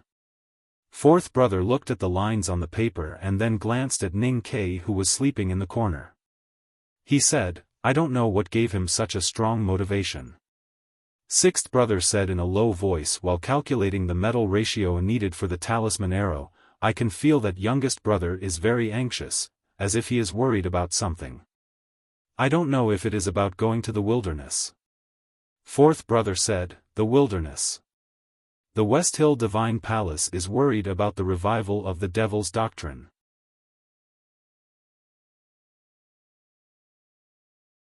Youngest brother is after all a member of the academy. What is there to worry about? Didn't youngest uncle kill the remnants of the devil's doctrine badly enough? Sixth senior brother asked honestly, Senior brother, I don't quite understand the logic of this sentence. Youngest martial uncle killed the people of devil's doctrine in the past. If youngest brother meets people of devil's doctrine again, shouldn't he be more worried? Fourth brother looked at him and asked, do you think the minister of the Ministry of Rights of the Empire will not worry about being killed by the Yans when he goes to the kingdom of Yen? Sixth brother raised his head and thought for a moment. He said, of course not. If the minister of the Ministry of Rites visits capital Cheng, I'm afraid that the kingdom of Yen will be destroyed. It's the same simple logic. Fourth brother said calmly, if the people of the devil's doctrine dare to hurt youngest brother, won't the devil's doctrine be afraid of being destroyed? Won't they be afraid of being slaughtered by youngest uncle again? But youngest uncle is dead. Youngest uncle is dead, but master is not. Moreover, second brother has always wanted to learn from youngest uncle. Then what is youngest brother worried about? Fourth brother looked at Ning Ke, who was still frowning in sleep. After a moment of silence, he said, I don't know. But he is youngest brother. As his senior brothers, of course we have to find a way to make him not afraid. What way? First, fix the talisman arrow for him. Oh. At the end of the conversation, the heavy sound of hammering iron rang in the room. Sixth brother's movement was so fast that it was like a residual shadow. The sound of hammering iron stretched out, like a never-ending thunder. However, even such a loud sound could not wake up Ning Ke, who was extremely tired. The fourth brother held the sand table and kept simulating the talismans designed by Ning Quebec. He referred to the marginal notes written by Ning Ke on the paper and tried to match all kinds of talisman lines. He even tried to recombine these lines with tactical arrays. The talisman arrows were made of special materials. Although the sixth brother's ingenious hollow tube design reduced a lot of weight, it was still much heavier than ordinary arrows. Therefore, ordinary hardwood bows could not be used. Before making the talisman arrows, the first thing they had to do was to make the special bows. As the sound of hammering iron continued and the sizzling sound of molten iron pouring into the clay mold continued, the strange hard bow composed of mixed fine steel strips gradually took shape. Under sixth brother's careful consideration, the most important part began to glow with a faint luster. Fourth brother had completely mastered the design of Ning Ke's talisman lines. He walked over to guide the design of that part.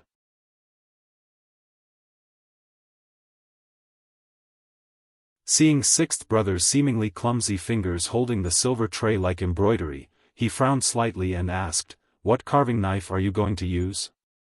The material of the talisman arrow is extremely hard, and it needs to be very precise.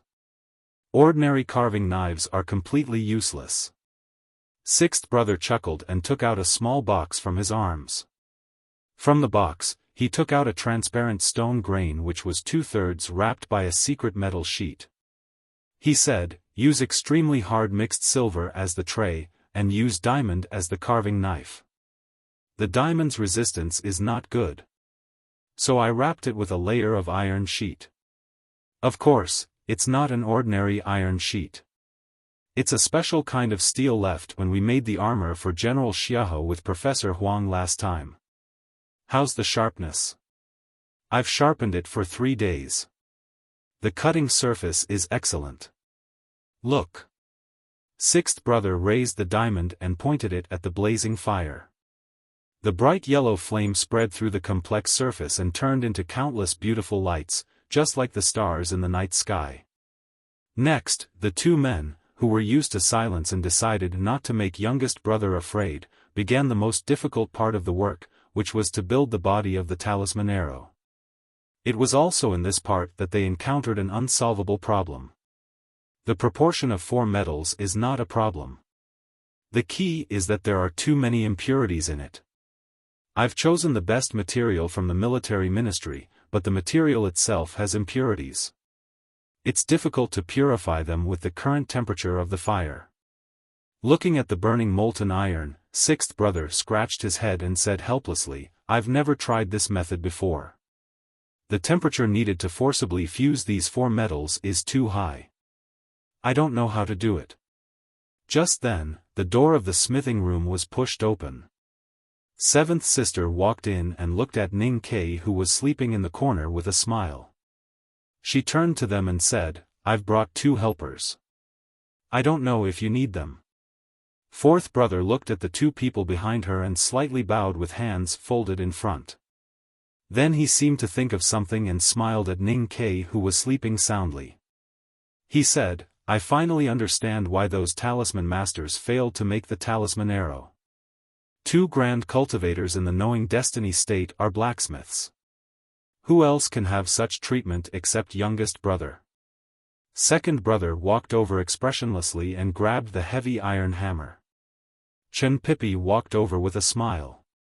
He stood in front of the fire and slowly closed his eyes.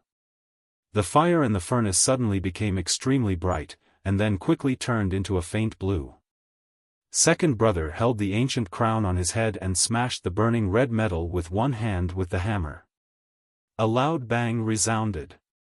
The hammer fell on the anvil and the strong qi shot out like electricity.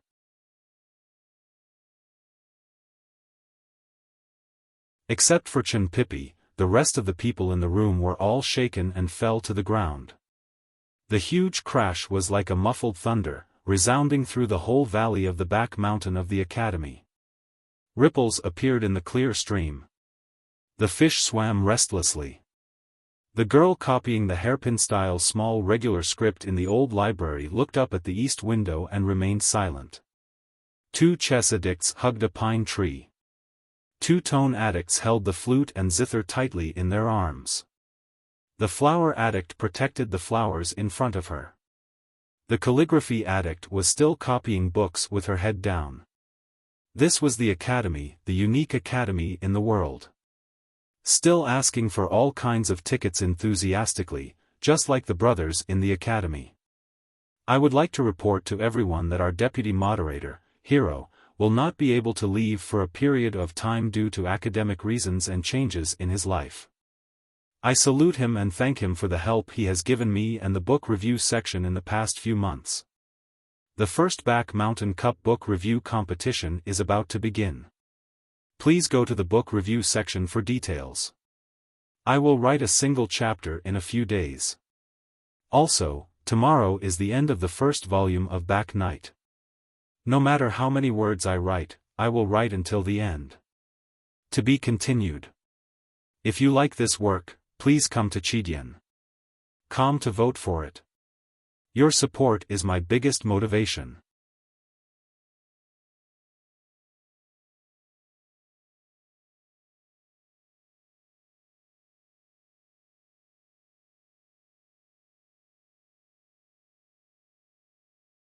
His left hand slowly moved from the end of the arrow to the arrowhead, and carefully felt the subtle touch on the surface of the shaft.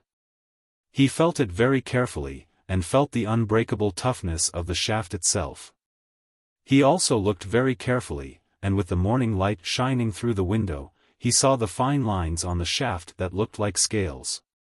He did not know how many times it took to forge the arrow, how many tens of thousands of layers it was pounded together, and how many layers it was layered on top of each other. At the center of the arrow shaft's own scale-like fine lines, there were even more clear and deep lines, combining together in an extremely calm manner. Only, at the very bottom was an expanse of emptiness, always giving one a type of feeling that there was a line missing here. If this emptiness could be filled up, these lines would immediately become lively and lively. Ning Ke walked out of the iron forging room with the heavy bow and arrow in his hand. Facing the beautiful morning light from the east of the cliff plateau, he took a deep breath and became more refreshed. A faint snoring sound came from the grass between the house and the mirror lake. He looked around and found senior brothers lying under the tree by the lake, with a few wine pots scattered around them. Chen Pipi slept the most, with saliva dripping from the corner of his mouth from time to time. Seventh sister leaned against the ancient tree with her eyes closed, with a wine pot hooked in her little finger, shaking it up and down from time to time, as if she was fishing. On the other side of the tree, second brother, who was always meticulous in his clothes and etiquette, had long been crooked with the ancient crown on his head that always stood upright like a club. Ning Ke silently looked at the sleeping senior brothers and sisters outside the house, and guessed that they had been busy all night for him last night. His chest gradually became very warm, but he did not know what to say. Second brother opened his eyes and woke up.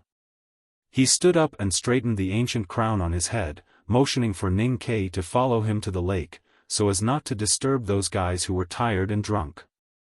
Standing by the lake, facing the wind and the morning dew, second brother said seriously after a moment of silence, "Don't ruin the reputation of the academy when you go to the wilderness. Even if the academy won't ruin its 1,000-year reputation because of you, youngest brother, you are now a famous person in the Tang Empire. Don't ruin your reputation." Ning Kai said with a smile, "I'm not a famous person. It's just a name." Second brother glanced at him and said with appreciation, "Indifferent to fame and fortune, you can see the nothingness in the fame. Youngest brother, you said it well. If I heard it, I would definitely regard you as a bosom friend."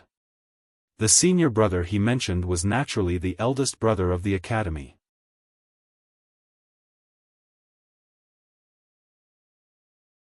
Ning Kai was slightly stunned and could not help but feel a little ashamed. "Second brother, thank you for your hard work last night. I thought I might need to ask Professor Huang He for help.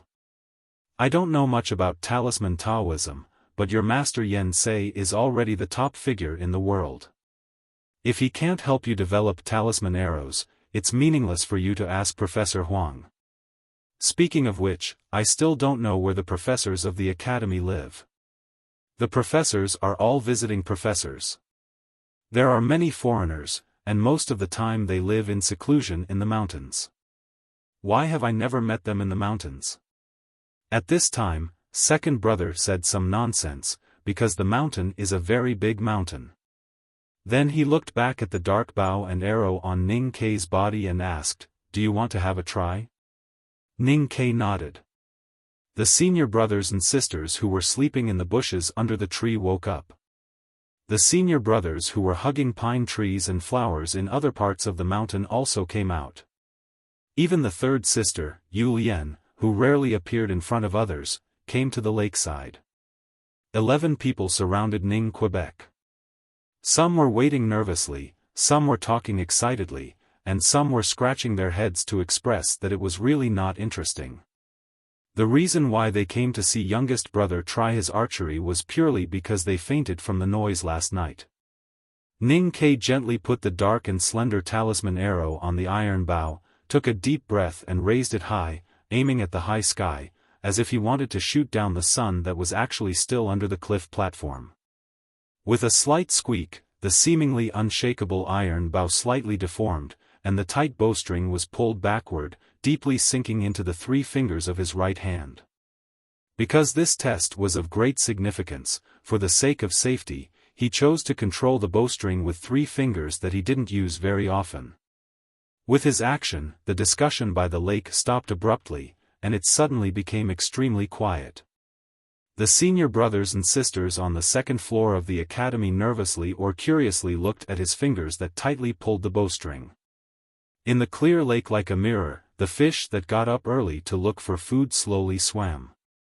Across the lake, the proud big white goose was rinsing its chest and abdomen with water. As the muscles of Ning Kai's forearm in his sleeves loosened, the tight bowstring rubbed against his fingertips at a high speed, driving the dark and slender metal arrow to suddenly shoot forward at a speed invisible to the naked eye. The sharp arrowhead instantly protruded forward from the archer's grip. When it traveled a certain distance, the diamond embedded in the archer's grip slightly rubbed against the metal arrow shaft.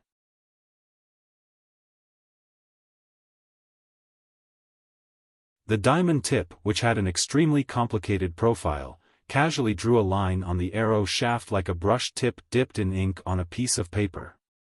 It was the blank of the talisman on the arrow shaft, and it was the last stroke of that talisman. The tail of the arrow finally left the bowstring. No one knew whether it was because the speed was too fast, or because the talisman on the arrow was stimulated, but when the tail of the arrow left the bow, it actually brought a mass of milky turbulence. Then, the talisman arrow instantly disappeared. No one on the lakeside could clearly see the trajectory of the arrow and where it flew in the air. Only second brother, who looked up at the sky, slightly squinted his eyes.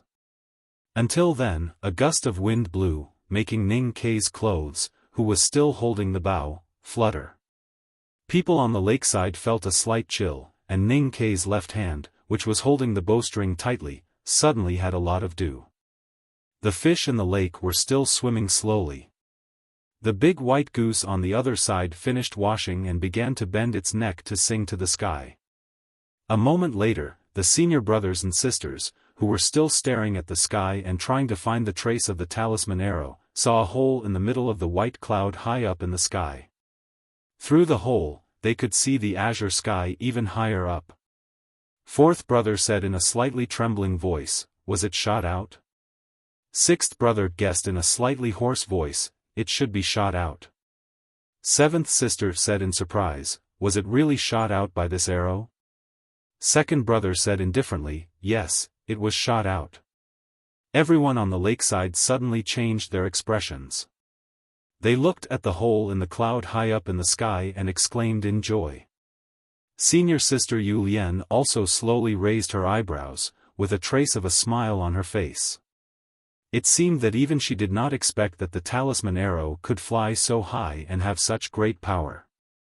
At this time, Chen Pipi asked a very important question. He rubbed his chubby face and looked up at the blue sky and white clouds with difficulty, asking in confusion, "Where did the arrow go?" This question was indeed very important, but at this moment, people from the academy who had witnessed the birth of the first real talisman arrow in the history did not care about this key question at all. Ninth brother praised, "How can there be no joy in such a good thing?" 10th brother nodded repeatedly and stroked the string of the zither with his fingers, saying, "An arrow can't be shot without a string." 6th brother lifted the heavy iron hammer under his feet and said in a simple and honest manner, "Second brother used my hammer to forge the iron." 7th sister pinched the embroidery needle between her fingers and said with a smile, "I also helped a little." 9th brother put the flute to his lips and played cheerful music.